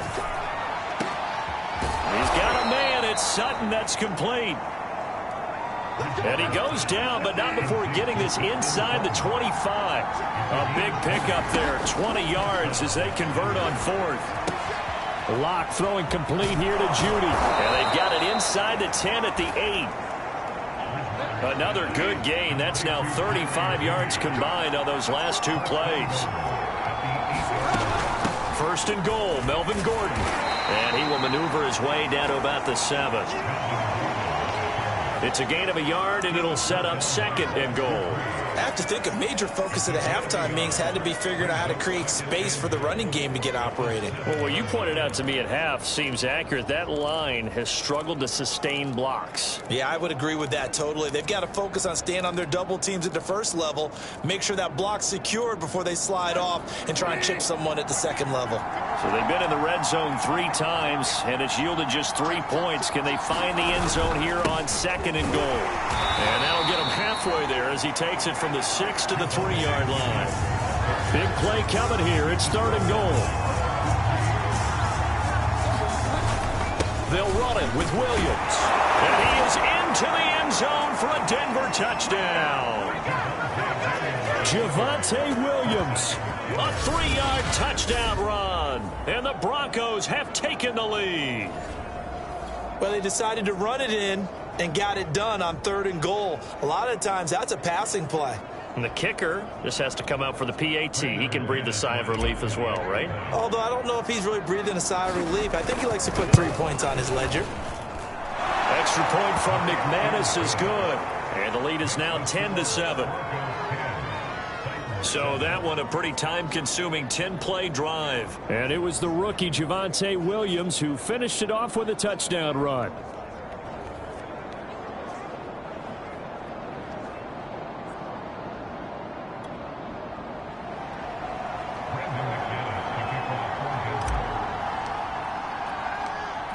after the touchdown. Here's McManus now to kick it away.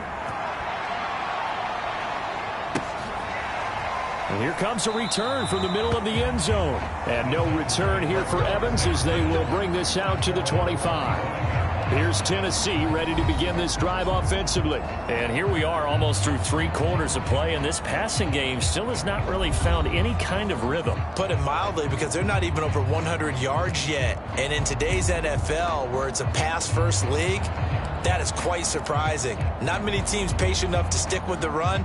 Everybody wants to advance the ball through the air. They've got to get their timing back. Tannehill and the Titans come up now 1st and 10 at their own 25-yard line. A run there with Henry as he gets forward only for about 3. 2nd down coming up. They'd love to just strike back with a touchdown right here, and if it's a long play, so be it. But the main goal, get a couple of first downs, run some plays, run some clock, allow their defense to get a chance to catch their breath, settle down, and relax a little bit after they just gave up a score. Here's 2nd and 7 now from the 28. Again, it's Henry. And give him 6 yards here as he stopped near the 35 at the 34. And there's a run to be happy with.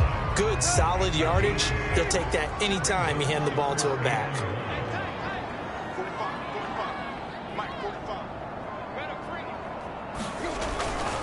They'll try to run for the first with Henry. And he's got the first before he's brought down at the 39-yard line. 92 yards on the ground now for Henry. He's got a first down. And we were down on the field watching Henry warm up before the game. He's a big man. No wonder he breaks those tackles. And you remember what I told you when we were watching? It's not all pads. I mean, you get him out of pads and just see him in a regular suit or an outfit. He is a huge human being and a lot faster than what people know. When he gets rolling, he's a lot to bring down.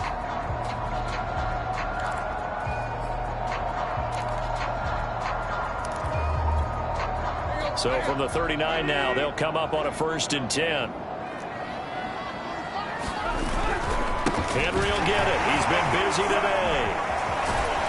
And he'll be taken down, but not before he gets into enemy territory. We have played 3 quarters. You're watching the NFL on EA Sports.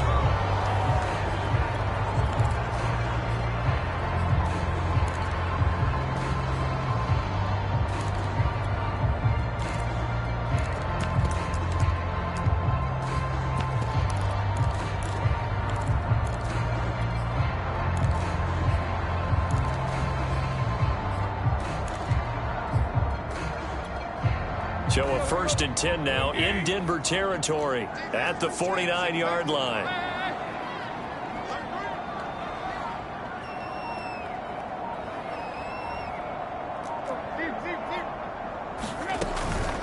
A shotgun handoff to Henry. He stiff arms him, breaks the tackle, now an alley, and stiff arm number 2.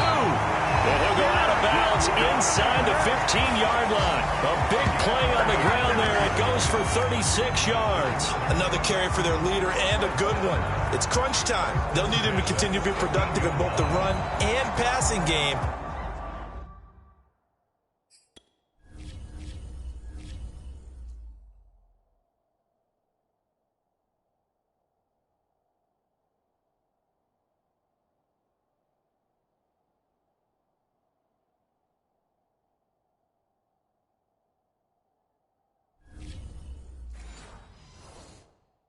In order for them to try and snatch a victory.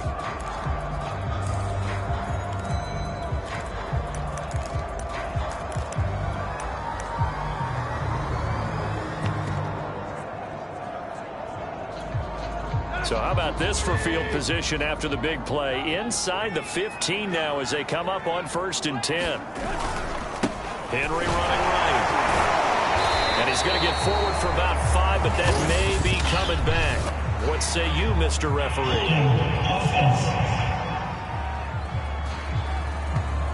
You can see this quite a bit on running plays with the guys out wide. A lot of times, though, it doesn't get caught. You're exactly right, because it's away from the play usually, so a lot of it goes undetected. But I know this will surprise you. I coach some receivers in the offseason. We work a lot on hand placement and blocking downfield. Might want to take that course.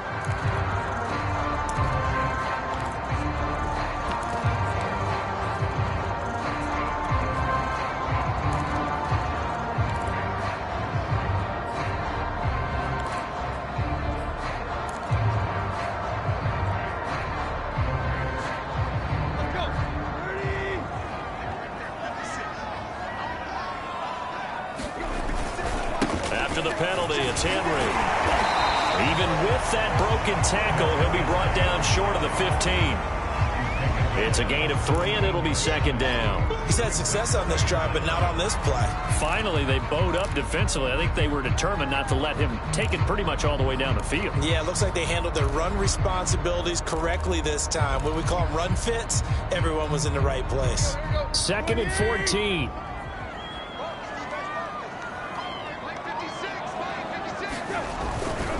Derrick Henry pushes past him. Oh, now he bowls him over.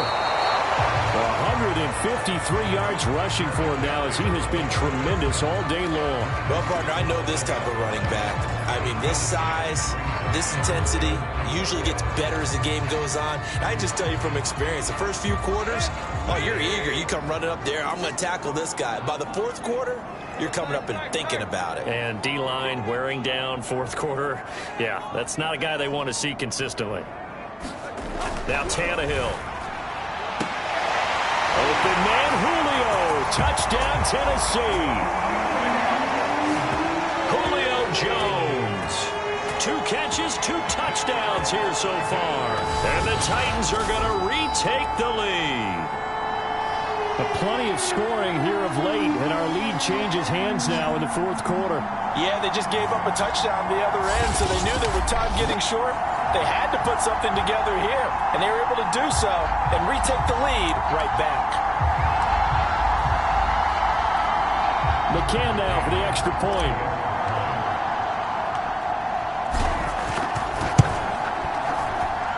And that makes it 14-10. So that drive goes 8 plays. And the result in the end, a Titans touchdown.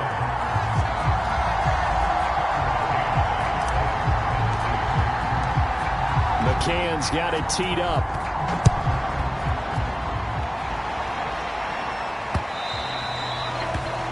And that'll carry over the back line of the end zone for a touchback. Denver's offense now set to go, and they will be looking to answer the touchdown their defense just surrendered. Still a good chunk of time remaining here in the 4th quarter and a chance to regain the lead in a tight one.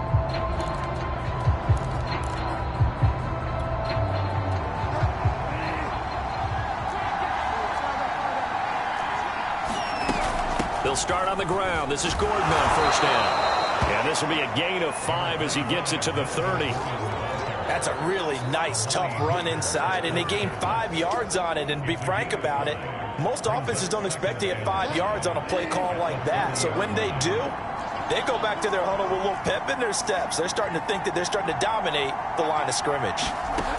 From the 30 on 2nd down, Bridgewater.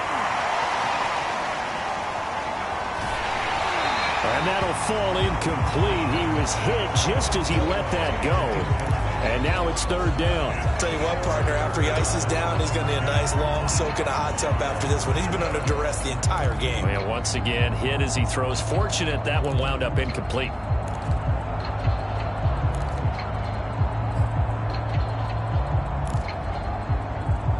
One of the bigger plays in the game thus far. The crowd getting into it as we come up on a big 3rd down. Bridgewater to throw it. Now he's hit, and Bridgewater loses the football. It's picked up by the Titans. And they're going to bring this one back. A fumble return touchdown for the Titans. This was a close game. They needed a little breathing room. Boy, they got it right there on that return for a touchdown. Yeah, we would say that this could be huge. Forget it. It was huge. Gave him a comfortable lead.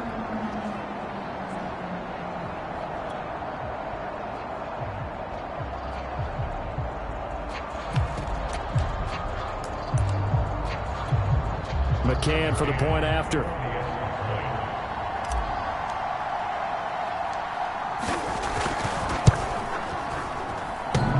And that is off the left upright. It's no good.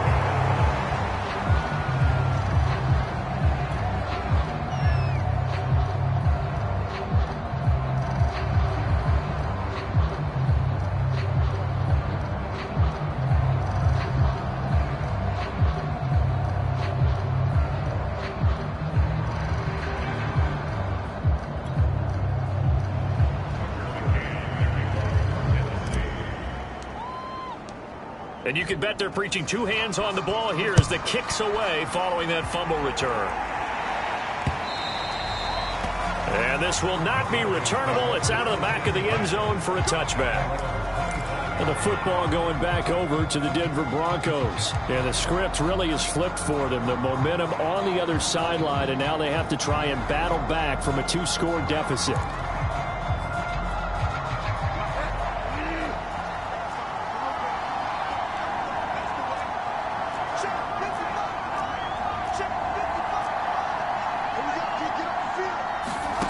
Bridgewater on first down.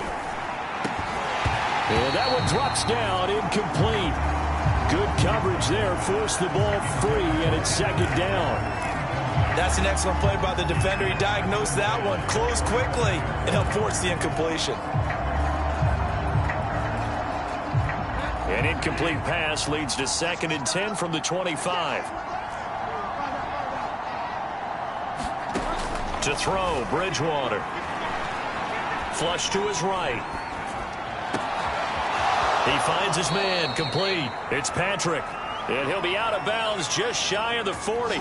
33 yards that time. Well, partner, I'm not sure how this drive's going to end, but how about the way they flip field position there? A nice attacking play that picked up a heck of a chunk of yardage.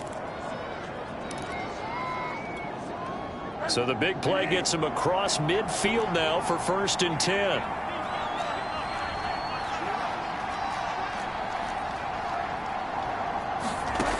Bridgewater now.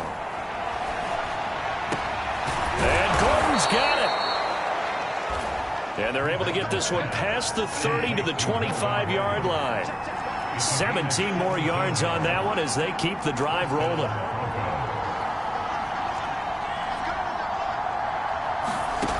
And again, it's Bridgewater. And that's going to be incomplete. Too tough to hold on to that one. It's second down. It's been clear in this matchup which side has been the more physical one. It's been this defense. And here's another example on that last play. Line of scrimmage, again the 25, 2nd and 10.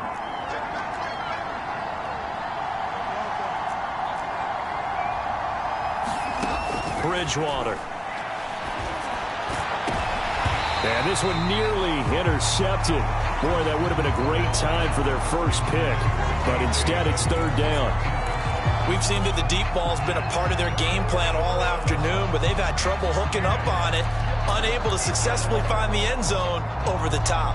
An important play right here, 3rd and 10. And I would expect pressure here. On 3rd down, Bridgewater. And it's intercepted at the goal line. Picked off by Amani Hooker. And a short return will be stopped inside the 10 at the 8-yard line. Well, down 2 scores in the 4th quarter. It maybe wasn't quite desperation time, but it was getting close. And that interception there on the deep ball, that probably slams the door on their chances. And maybe that was the thought process, that it wasn't quite desperation time. So now you take the shot before they're going to lay back any farther on defense. Go ahead and throw it downfield. Unfortunately, it didn't work. And shedding the tackle, and now some room. He's at the 50, 30. The 20. Touchdown, Titans. Derrick Henry, 92 yards. And the Titans use the big play to extend their 4th quarter lead. So what was already a game to remember becomes even more so as that touchdown run, a lengthy one, takes him over 200 yards now for the game. And I love the fact that to get over 200, it took a pretty good sprint, didn't it? I mean, a lot of times you get 1 or 2 yards and oh, he's over 200 yards. But that really put an exclamation point on the game he's having. Fantastic. A lot of fun to watch.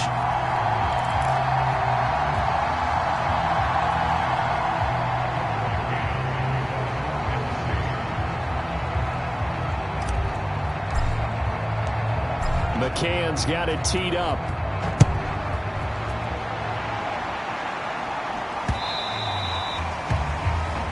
And this will be a touchback as that sails over the end line. Denver's offense ready to go again. And the interception last time on the opponent's side of the field, certainly not what they wanted. Put it mildly, that is so frustrating because that signifies there's a drive going on. You're in good spot, great place to run some of your best offense. Instead, they turn the ball over. Yeah, turned the ball over last time. See if they can avoid doing it here. They'll start the drive with a run by Gordon. Give him a couple on the carry there. 2nd and 8. This is Gordon as they go to him again. And he powers his way up past the 30. On any running play that's called, they're always hoping that it's going to break big and go the distance. But when you get a nice gain like that, you're able to do so many things anyway. You can come back and run essentially the same play again, continue to move the ball on the ground, or you can decide to throw the ball now because usually you have the defense back on its heels. And able to catch it on the left sideline, but they're going to rule him out of bounds. So it'll be incomplete, certainly one they'd like to have back as it brings up 4th down.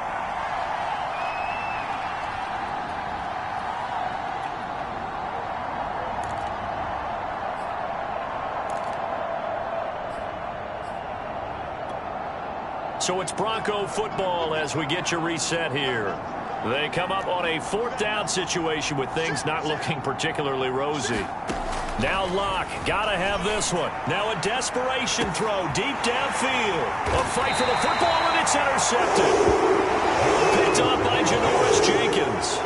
Well, you think about it, though, that interception, great for his stats, but bad for field position. It was 4th down. Yeah, terrific observation. If there is going to be a silver lining, and this is what he'll plead when it comes time to watch it again, hey, it was just like a punt, right? So we end up taking possession of the ball. But you're exactly right about it. Should have slapped it down. Field position would be better for his offense.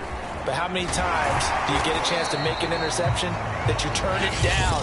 That's when your instinct kicks in and you take the football. In this case, a better decision would have been to knock the ball down.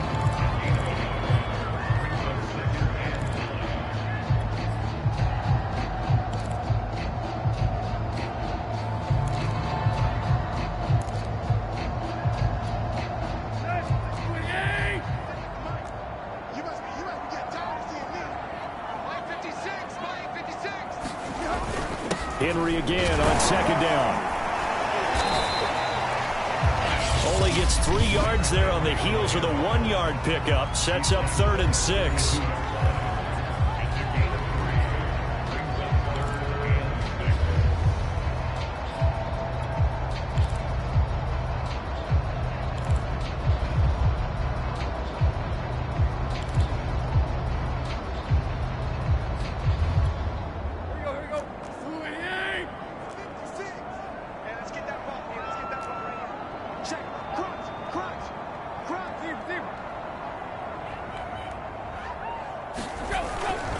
Tannehill going to turn and give this to Henry. And he will not get there as they stop him short right around the 34-yard line. Now the Broncos will use their 3rd and final timeout as they'll head to the sideline and talk over what to do next. Here's Brett Kern now as he'll kick it away for the 2nd time.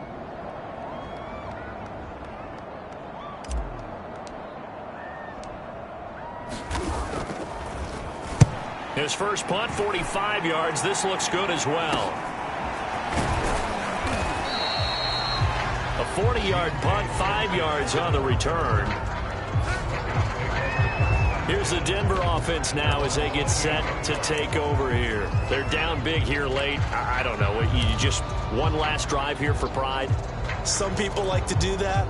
I remember playing for a guy once. We were down huge, and someone said, "Coach, what do you want to call?" He just waved a hand like, "Who cares? Let's get out of here and do something some other time." But some teams like to do something at the end to feel a little bit better as they continue to move forward. Yeah, probably just want to put this one behind them. And they get him down, but not before he takes it across the 40-yard line. 42 yards rushing for him now to this point. We'll definitely see some open running lanes, and he's taking advantage of it right now, but that shouldn't be a surprise. Defense has the lead. They're playing for the pass first.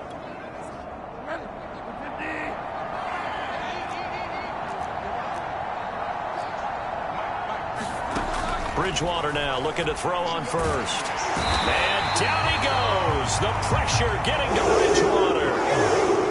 Bud Dupree in there to get him. It's a loss of 5.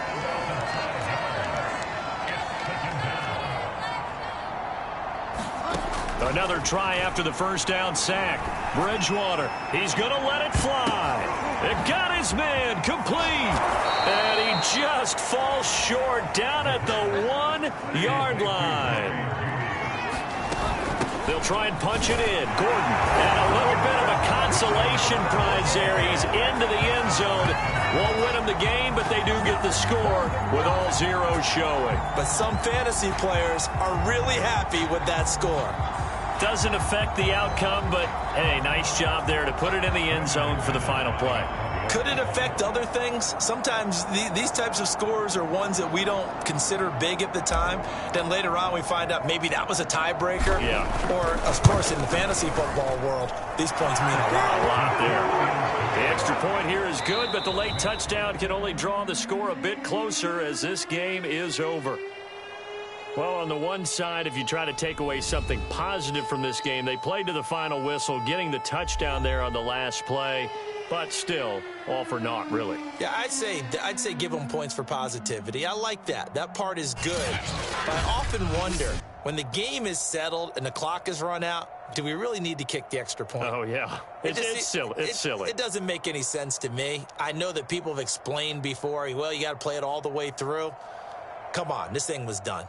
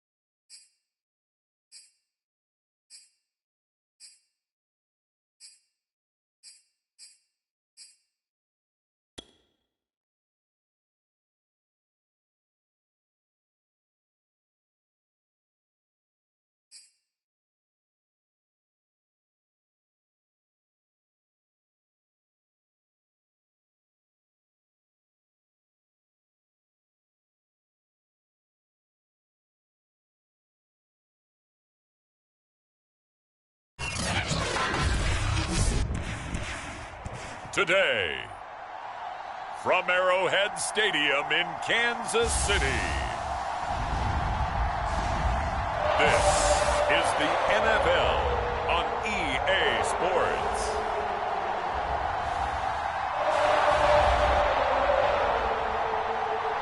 From one of the loudest venues in the NFL, there's a look at Arrowhead Stadium here in Kansas City. Today, we're set for a good AFC matchup between...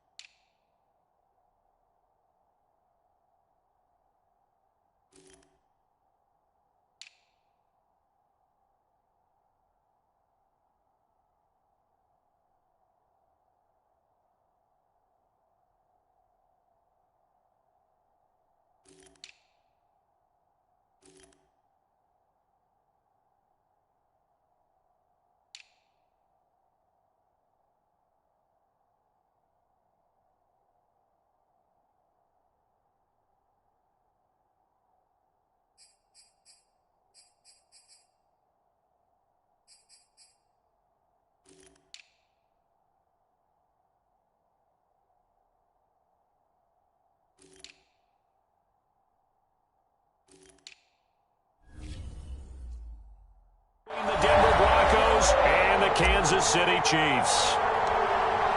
Here's the kicker, Harrison Butker, ready to get this one started. And we are underway from Arrowhead. Deontay Spencer on the return from his end zone. And he opts to not bring this one out. The first drive will start at the 25. The Broncos getting ready to go on offense here now for the first time, led by Drew Lock, their third-year quarterback out of Missouri. Well, it's not going to be an overstatement that 2021 is going to be a big year in the career of Drew Lock, because while he's shown his potential in the first couple of years with the Broncos, they're really looking for him to take a leap in year 3 in consistency and production. Last year, completed just 57% of his passes, 16 touchdowns, 15 interceptions. That ratio has to improve.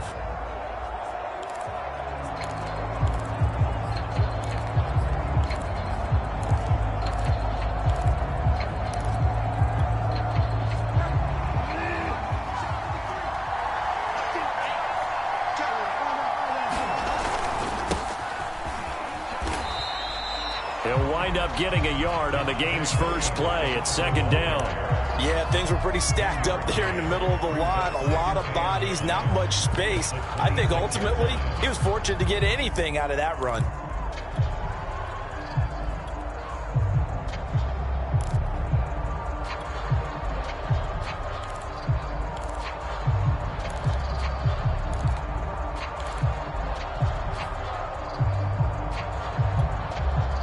Last play got just a yard. Here's 2nd and 9 from the 26.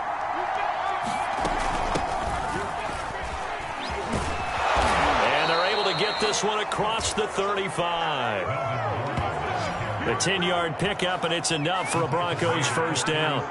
How best to describe that one? I'd say right down Broadway on that run. A straight-ahead running. I think that might be something we see a lot of between the tackles today. Well, he's enjoying things so far here this afternoon. Sees a crease and bursts through it for a solid gain. So following the run by Gordon, here's 1st and 10. And he'll give it here to his running back. And he puts his head down and gets up to the 42 for a gain of about 6.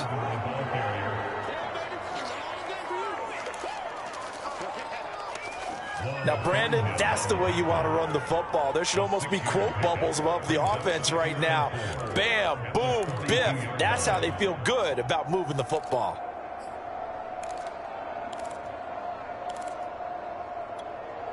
The last run got 6. Now 2nd and 4.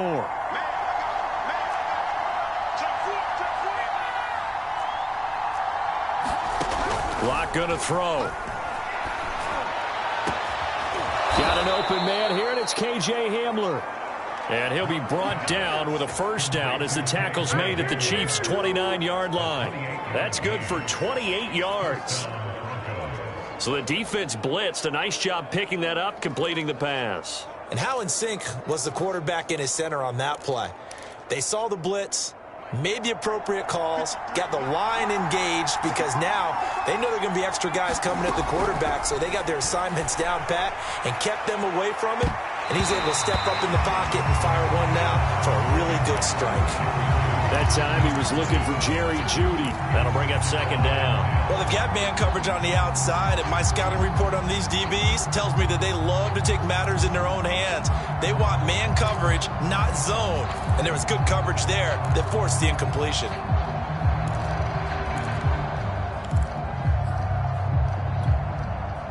Here's 2nd and 10 now from the 29. Back to the ground now with Gordon.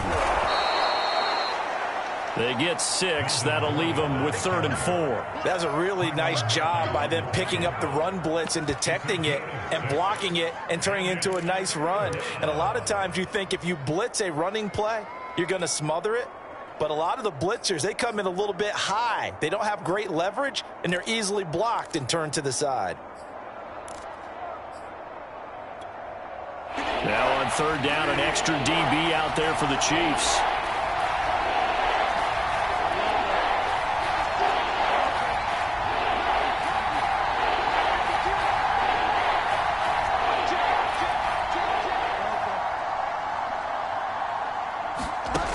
They'll drop to throw.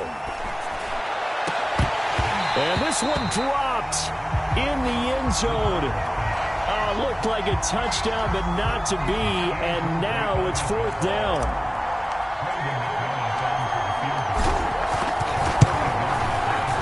The kick by McManus is good. And the Broncos, the first to grace the scoreboard. It's 3-zip.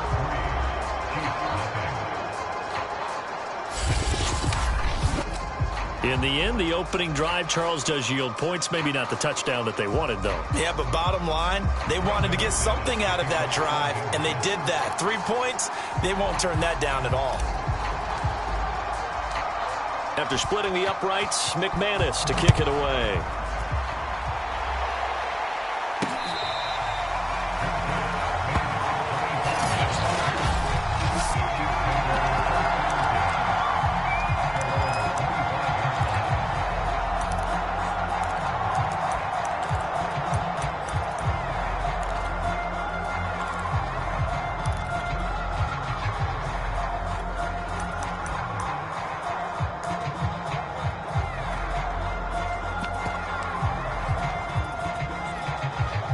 Mahomes will lead the Chiefs up 1st and 10 at their 25-yard line.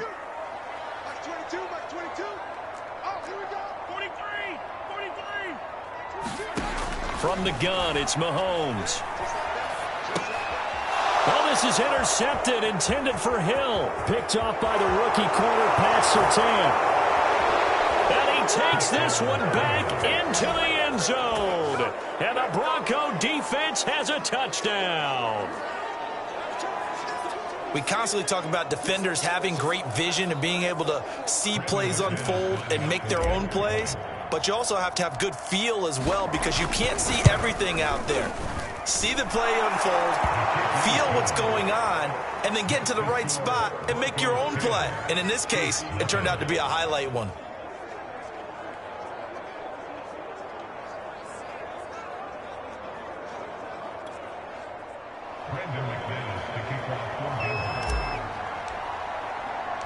So they'll get another shot on offense following that pick six. And now the kick is away.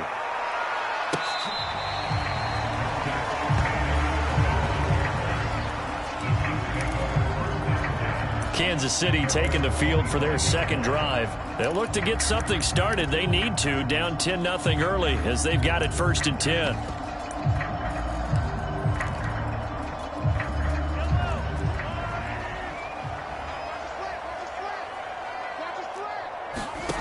Now Mahomes to try again after the pick six. They'll set up the screen to Edwards-Helaire. And he'll be out of bounds across the 30-yard line. A good pickup there on first as the screen pass gets him 8. And some play callers, when they go into games, they don't mind calling a lot of screens, and they don't care what down. They were maybe one block away from really having something there to start this drive. Good job defensively to cut through the blockers and make the tackle on the screen, or that could have gone for maybe 15 or 20 yards. A gain of 5, good enough for the first down. Clyde Edwards-Helaire is a do-it-all back, and he did plenty on that run. And as a rookie, 803 yards rushing for the season, in Kansas City may look to up his workload a little bit in year 2. The last pick of the first round in 2020, he more than justified that selection with his ability. Well, Mahomes can't get away, and down he goes. Bradley Chubb doing what he does best, getting that sack. To try again after the sack. Mahomes looking right sideline, but it's incomplete. Noah Gray, the intended receiver, and it's 3rd down. You definitely would like to have hit on that one, because now you've got a 3rd and long showing up, and you just know defense is going to be getting after it. They are pinning their ears back, and they are coming.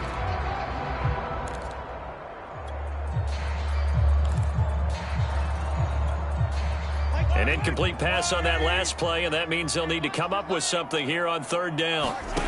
Mahomes now to throw. And it's incomplete. Took a shot, couldn't connect. 2 things you can do in that situation: run and punt the football, or try and take your shot at getting the first down. They chose the latter, but they'll have to punt all the same.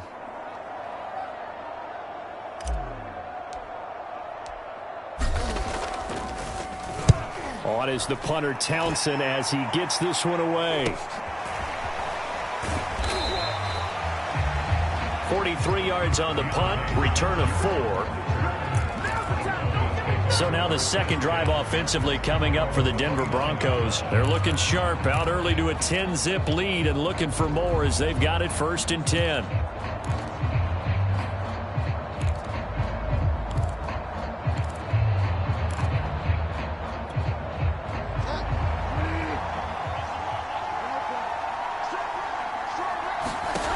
Out of the gun, Bridgewater. Oh, he'll air this one deep for Judy, and this is dropped. Oh, boy.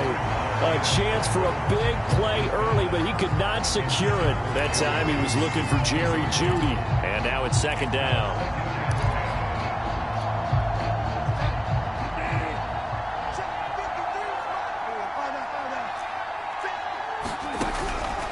They'll set up a throw. This ball tipped, and it's going to be incomplete. Fortunate maybe to get that back. It's 3rd down. They have to like what they've done defensively here at the outset of this drive. They forced a couple of incomplete passes, bring up a 3rd and 10. Don't be surprised to bring a little pressure on this snap.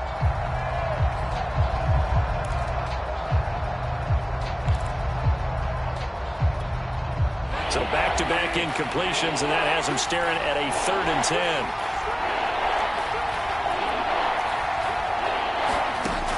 Back to throw.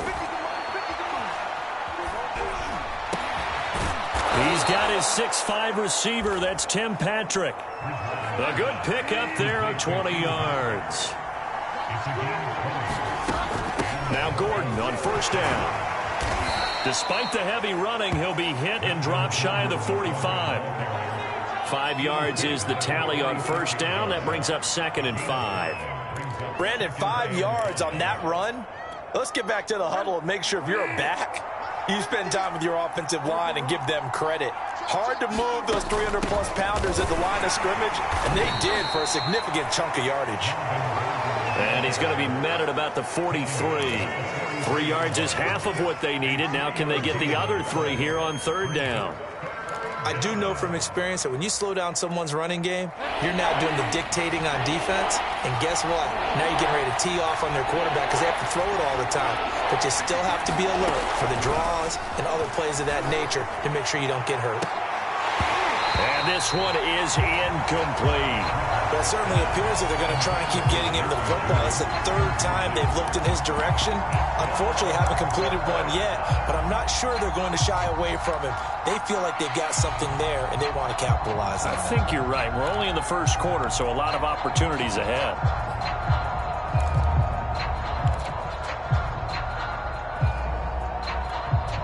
Too long for a field goal, too short to punt. That in-between range, and they'll go for it on 4th down.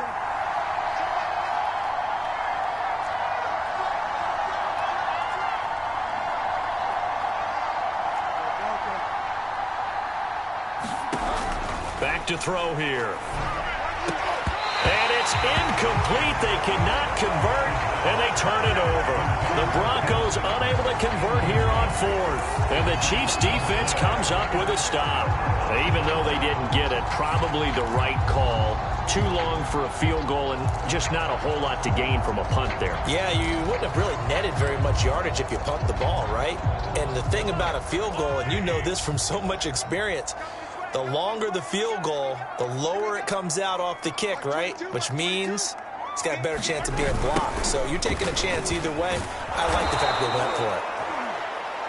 And this one's going to go the wrong way. Losing yardage back at the 42. He'll lose a yard there, and it's 2nd and 11.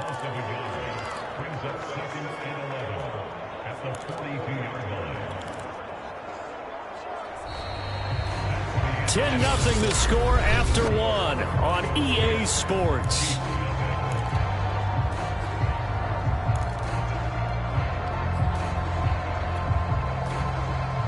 After the loss to start out, here's 2nd and 11. Shotgun snap to Mahomes. That one caught by Tyreek Hill.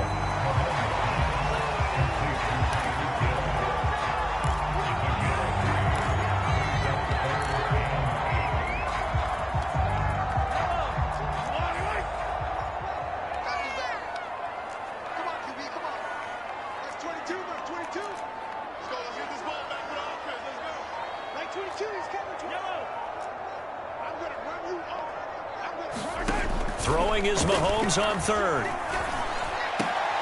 He is going to find Hill here. And he will have a Chiefs first down as they're able to get the 3rd down conversion. A nice pickup of 17 yards. Yeah, these are the types of plays they're going to need to hit on if they're going to get back into this game. It hasn't been the greatest of first halves, but this is a nice throw here on 3rd down, and they keep the drive going. 1st and 10, it's Edwards-Helaire with it. And a short gain there down to the 37-yard line. Just a yard on the pickup there, and it'll bring up a 2nd and 9. Not the kind of gain that will go absolutely crazy for, but it's the kind of gain that you need to have when you're running back in the NFL. And Clyde Edwards-Helaire, with that low center of gravity and strength, he's going to get those tough, gritty yards for you when necessary.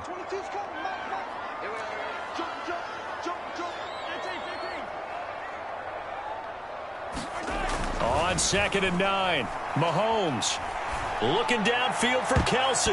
And it's knocked away and incomplete. Travis Kelce, the Pro Bowl tight end, the intended target. And it'll bring up 3rd down. As we've seen, their first 2 drives didn't yield anything points-wise. Certainly feels like they think to themselves, it's time to open this thing up, taking the big shot downfield.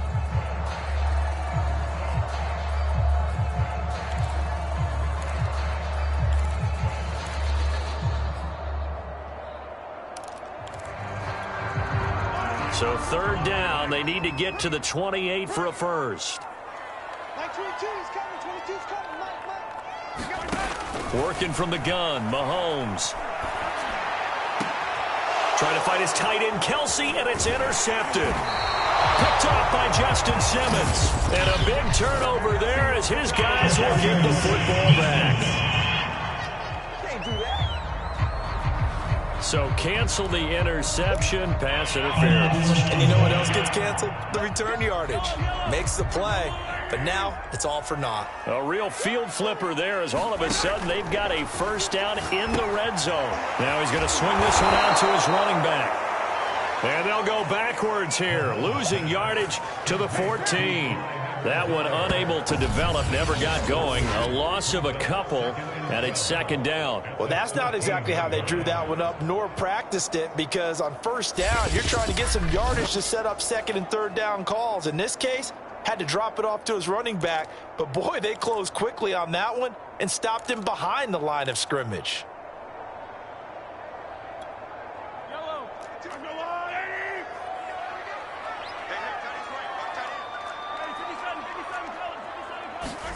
Looking to throw again on second down. Mahomes.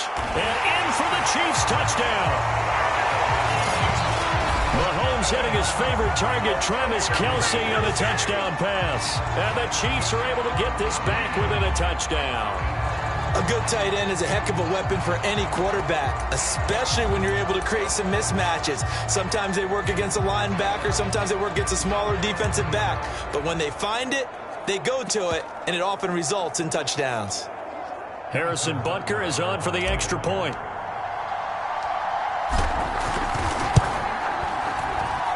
And they're back within a field goal. It's 10-7 now. Well, that drive started with not a whole lot of real estate in front of them. In plus territory, excellent field position. 2 plays later, pay dirt.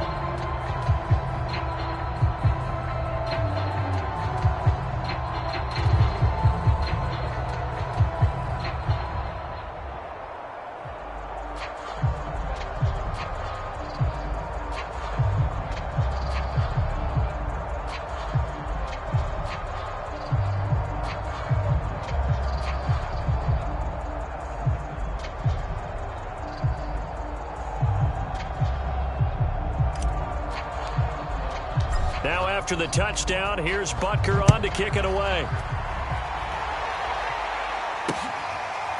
Deontay Spencer on the return from his end zone. And Spencer will elect to not bring it out here. It's a touchback. Set to take over. The Broncos offense trots back out. And last time this unit was out here, costly turnover, and then that turned into 6 points. They've got to make amends. And how many times have we sat in meetings with coaches and they use the term complementary football? Offense take care of the defense, defense take care of the offense. That didn't happen on the last possession. This is a chance for them to pick themselves back up and help their team. Yeah, we'll see if they can recoup and recover.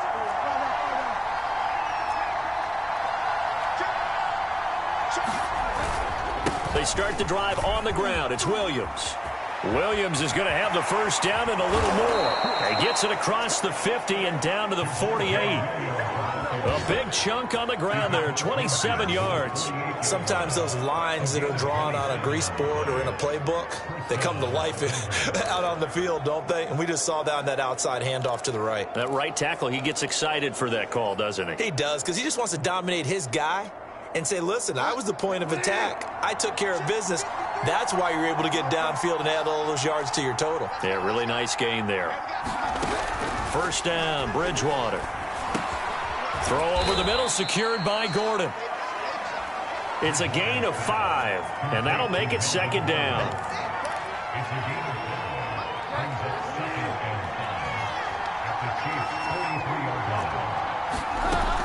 They'll give it to Gordon out of the shotgun. And he's dropped just before the line to gain. 4-yard pickup leaves him with 3rd and 1. Pretty good job defensively. Thought he was going to get it, but they knew where that marker was, and they stopped him just short of it. What it does is emphasize that strategic football and situational football is not just played on the offensive side, is it? Defense understanding, as you noted, where the first down marker was and making sure they didn't get there.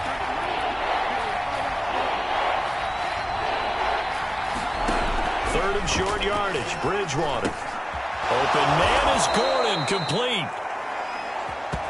And he will have a Broncos first down as they're able to move the sticks with a gain of 4 on 3rd and inches.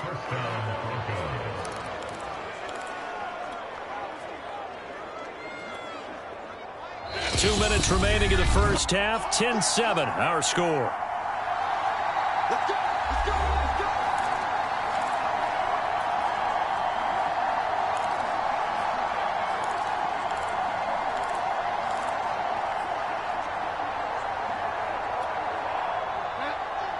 A reminder, coming up at halftime, Jonathan Coachman will join us from Orlando with our halftime report. But business to take care of before we get there. A 2-minute drill before the coach's 2-minute drill.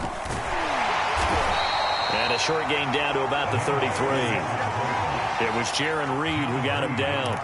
Oh, that's a real nice job there by the defensive front. They just engaged and held their ground. But how about the guy who made the play? We often talk about whether they take a good first step or not. Many times you just don't take any step. Just get your feet moving, get your body going, and then once he made the read, he was able to make the play. Throwing on 2nd and 8. Bridgewater sets up the screen to Gordon. And he'll be marked down at the 26 with a gain of 7. That's a nice design there, but sometimes, though, you get so many blockers out ahead of you, they kind of slow you down and force you to adjust. You always appreciate guys trying to help you, but maybe one less there could have turned this into a bigger gain.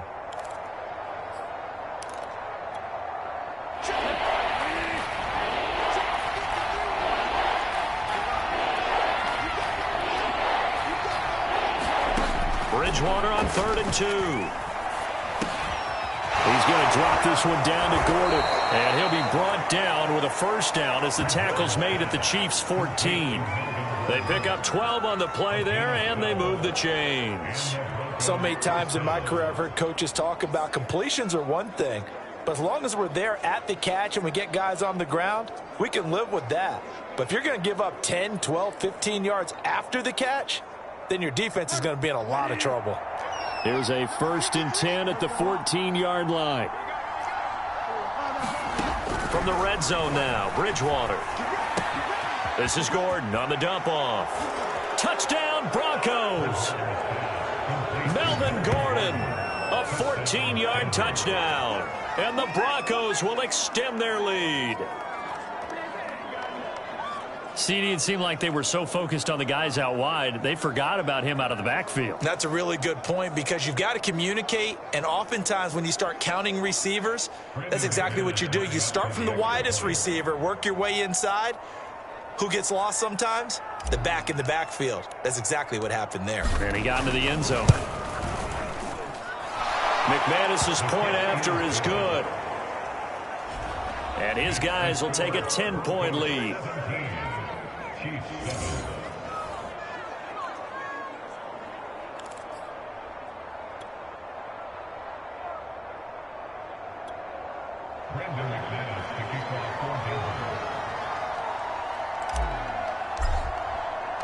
After the touchdown, here's McManus now to kick it away. And a fair catch signaled for and taken successfully. Set to take over, Patrick Mahomes and the Chiefs. But Charles, it's the second quarter. Your team's losing. You're not playing well as a quarterback, but like I said, it's the second quarter. So how worried right now are you? You're concerned but you're not panicked because you know there's still an opportunity. No one's excited about his stat line right now. 1 touchdown pass, okay, that's cool, but he's throwing an interception as well. Can he eliminate the mistakes and keep making the positive plays, the good plays? That's what they're looking for from him. Time to find out if he can do just that. An incomplete pass leads to 2nd and 10 from the 25. Looking to throw is Mahomes. And he'll get this into the hands of Hill, complete. And he takes this in the red zone all the way inside Denver's 15. The Chiefs will use the first of their timeouts as they'll stop the clock with 24 seconds to go in this first half.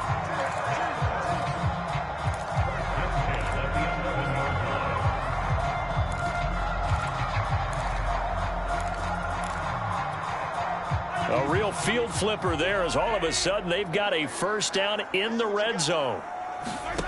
Here's Mahomes to throw. And that is caught. Touchdown, Kansas City. Travis Kelce as the first half is winding down. And the Chiefs are able to cut into this lead in the final seconds of the first half. CD for them. This has just been an offensive explosion here in the second quarter. Yeah, held scoreless in the first quarter. Now they find the end zone again here in the second.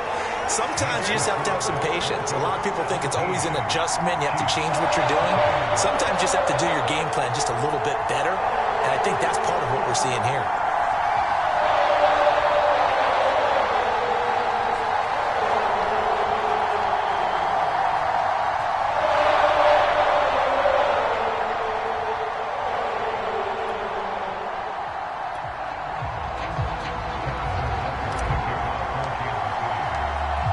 So not much time to speak of remaining in this first half as the kick's away. Deontay Spencer on the return from his end zone. And not wanting to risk anything here late in the half, he'll just take a knee and they'll bring the football out to the 25. Melvin Gordon leading Denver's offense back out. He's been good. His guys are winning. So far the recipe working here in the second quarter. He doesn't like to just tote the rock. He wants to carry his team on his back, and that's what he's done throughout this game. Yeah, he's done that. He'll be hoping to continue that trend.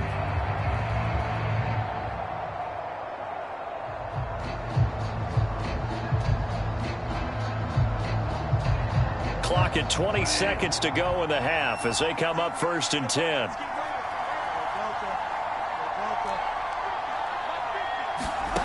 From the shotgun, it's Bridgewater. Oh, he'll air this one deep for Judy. A leap, and he's got it. He got it. Now the Broncos are going to call the first of their timeouts as they'll stop it with 14 seconds to go in this first half. So the big play changes the complexion of things. Here's 1st and 10 just outside the 30. Now Bridgewater. That'll be incomplete with 9 seconds now showing on the clock.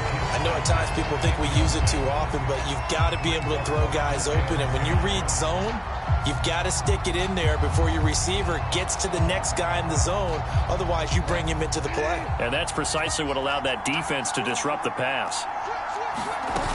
On 2nd down, they'll run with Gordon. 5 yards. Now it's 3rd and 5. Now a timeout taken. Perhaps a chance for one more quick play and then another timeout if they hurry. We'll see.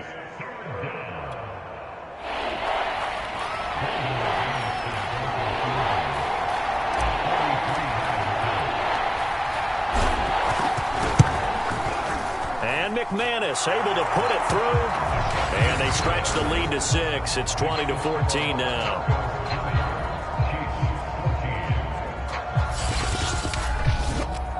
So a nice kick there as they are able to add on to their lead.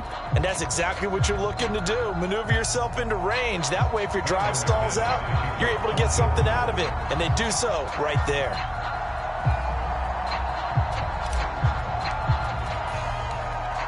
So barring a touchback, this likely the final act of the half as the kick is away. And no return on this one as the fair catch is signaled for and taken.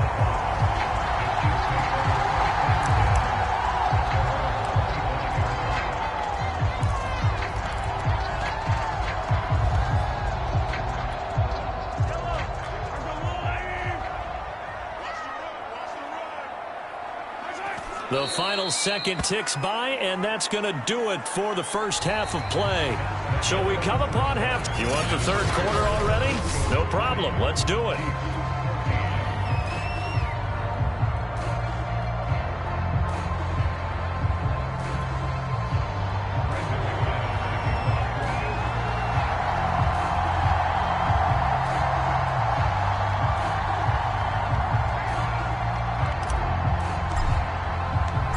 It'll be the Chiefs football to begin quarter number 3, and they trail here as we are back underway now on EA Sports.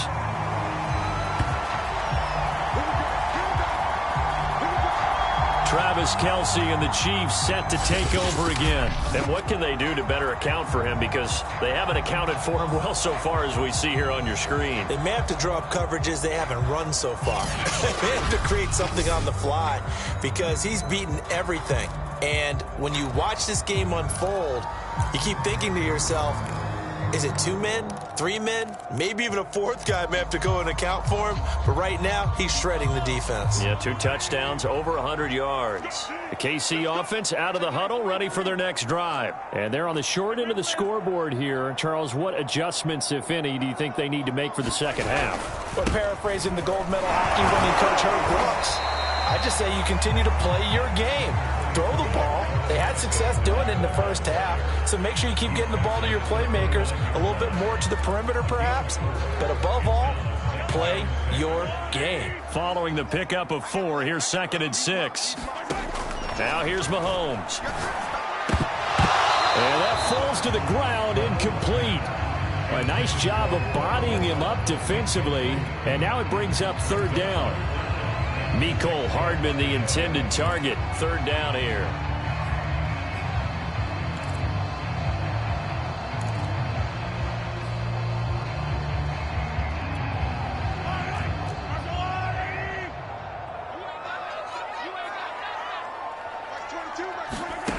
Mahomes going to throw. And able to catch it on the left sideline, but they're going to rule him out of bounds. So it'll be incomplete. Certainly one they'd like to have back as it brings up 4th down. It appears they're going to come up empty on this first drive of the second half, still down by that slim margin. Yeah, and that's okay. You know, when you sit and analyze it, they're not happy about what happened, having to go to the bench. But this gives them a chance to let their defense do some work while they on the sidelines go over what they're doing offensively and formulate a proper plan. A 40-yard punt, 1 yard on the return. So now a look at the Broncos as they head back out there for their first possession of the second half. And they split the uprights last time for 3. They've got the lead. They're not going to play this conservative. They're not hoping for another field goal. They're hoping for a touchdown. I'm with you on that one. I like where your head is. I like the way you're thinking because you're exactly right. Trying to sit on a lead and play that way, that doesn't work too well for most teams. Run your offense. Run what you do best. Exactly. Put it all the way down and try to increase your lead in a big way. The best way to do it, touchdowns. It's a 6-yard pickup, but it gets them to 2nd and 4. Well, I think after that run, the defense is getting back in the huddle and looking at each other and maybe starting to question their confidence a bit. They gave up a significant run, 6 yards, and now you're saying to yourself, how do we stop them, and do I have enough confidence to make a play? Williams is going to have the first down and a little more. And he'll be out just a yard or 2 shy of the 30. 67 yards rushing for him now, and he's only carried the ball 4 times. Even from up here in the booth, the play-by-play guy could tell that there was some pretty good blocking on the right side of the line. But you have good eyes, and it's almost like a ballet when it's executed that well. Everyone in the right spot, everyone in sync, everyone hitting the perfect notes. A little more percussion and a lot more bass, I would think, than you get your normal ballet. But at the same time, that was well executed. So the big play changes the complexion of things. Here's 1st and 10 just outside the 30. Bridgewater. And that's checked down to Gordon. And he'll work it inside the 30 to the 29-yard line. 3 yards the gain there, 2nd down. And we see another pitch and catch there to the running back. This position just continues to evolve. They've become just as critical to the passing attack as a lot of receivers, tight ends, because their ability to make people miss in the open field can really generate big plays for an offense.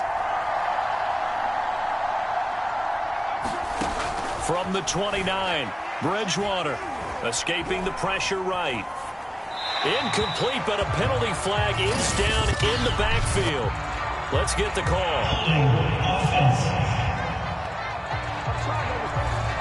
Umpire threw the flag, usually always indicates holding, and that's what we've got. And you know, depending on their positioning, where you are on the field, the umpires get different responsibilities, but always, always making sure no one's holding.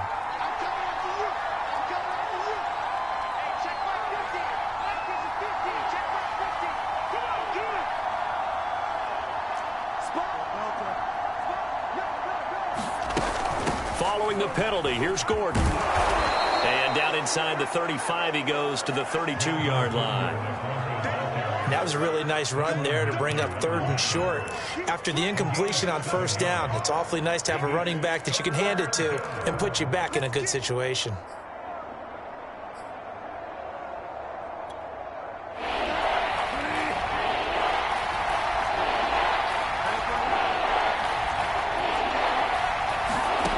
Here's Bridgewater.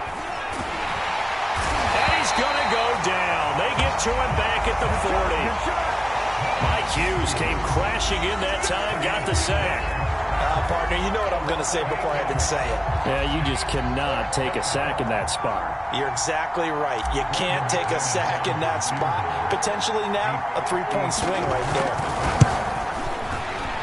And this is good from 57 yards out. That was bombs away right there. So 3 field goals that he's hit. Now this last one helps him stretch out the lead. He's been solid, hasn't he? And he lives up to the adage that every offensive coach has ever said to us. We want to end every possession with a kick, right? For them, it's either extra point, field goal, or at worst, a punt. In this case, it's been 3s. After splitting the uprights, McManus to kick it away. McCole Hardman to return it from his end zone and bring this out to the 25. No return there for Hardman. And the Chiefs offense ready to go again. And they're coming off a 3-and-out, my friend. I think they've got to look at that play sheet and go to a spot that they haven't gone before. Time to shake things up a little bit to try and get this offense moving. Okay, so how do you do that? How do you shake things up? You look at what you've called before, realize it hasn't worked Go to so something well, else. and maybe you try and find one of those special plays from one of your better players, and maybe try and hit something big and get things going in the excitement area. On 1st down, Mahomes. And this one's incomplete. DeMarcus Robinson, the intended target on that one. But it's going to be 2nd down. You know they wanted, you know they expected. They needed him to be sharp coming out after the half. Unfortunately, he's missed his first 3 throws. I wonder if he got out late and missed his warm-up time. The whole team did come out a little bit later than usual. I don't know, maybe there's something to that. Must have been a heck of a halftime speech. Yeah, maybe just trying to rally the troops back from this deficit. And going deep for Hill. Oh, that's into double coverage and intercepted. Picked off by the rookie corner, Pat Surtain. And he'll bring it all the way back, just a yard or 2 shy of midfield. So they tried to take the deep shot there, but this defense up to the task. And a lot of times when you air a ball out like this, if it does get intercepted, there's going to be a lot of space out there to set up a return. And remember, you've got 5 big offensive linemen out there playing on their feet in open space. Not a skill most of them possess that allows for extra yardage on the return. And the result here, a pickup of 8. Leaves them with 2 to go on 2nd down. Now it looks like we've got a Bronco that's banged up on the play. We'll step aside and get an update when we return to KC.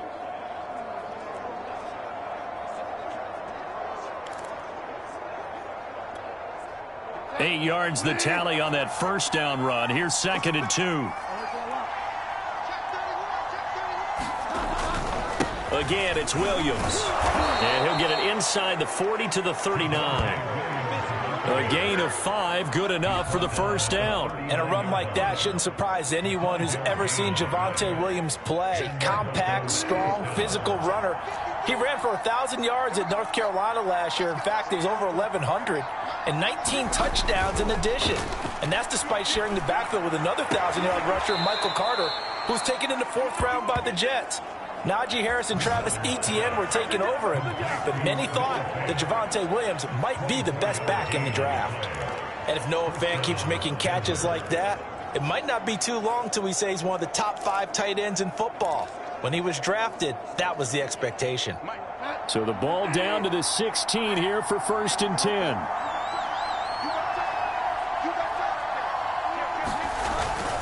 They'll hand it off now. Williams. And he'll take it into the end zone for a Denver score. Javonte Williams. A 16-yard touchdown run. And the Broncos will add on to their lead.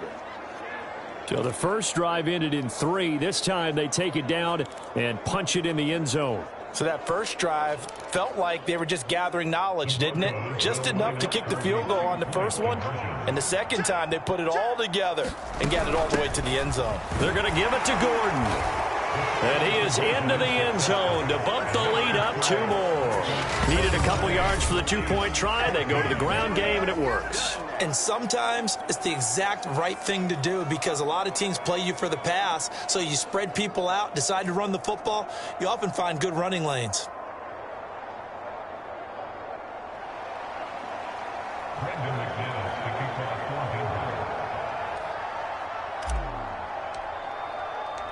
After the touchdown, here's McManus now to kick it away.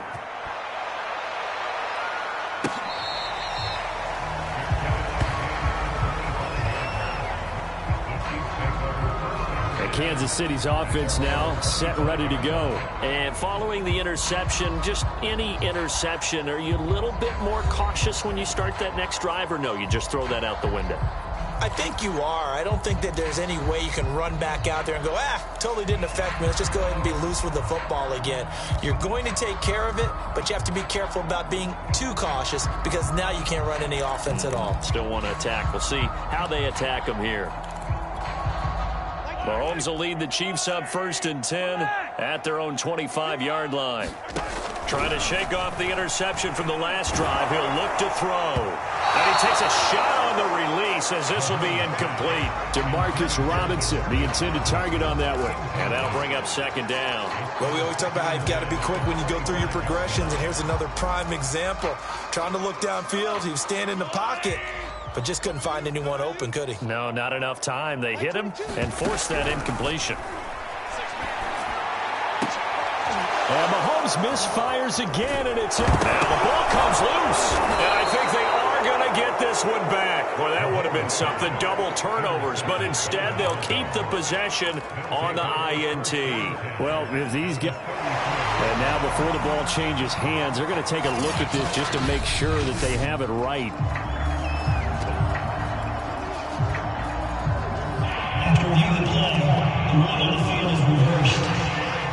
So that one overturned. They say the knee was down, and that will not be ruled a fumble.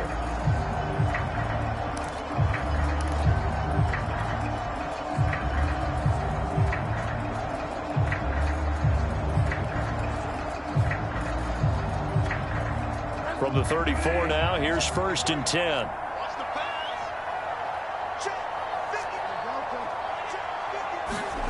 Following the interception, here's Bridgewater. He's going to go for a big play downfield. And that is caught. Touchdown, Denver. Alberto, 34 yards. And the Broncos turn that interception into a touchdown.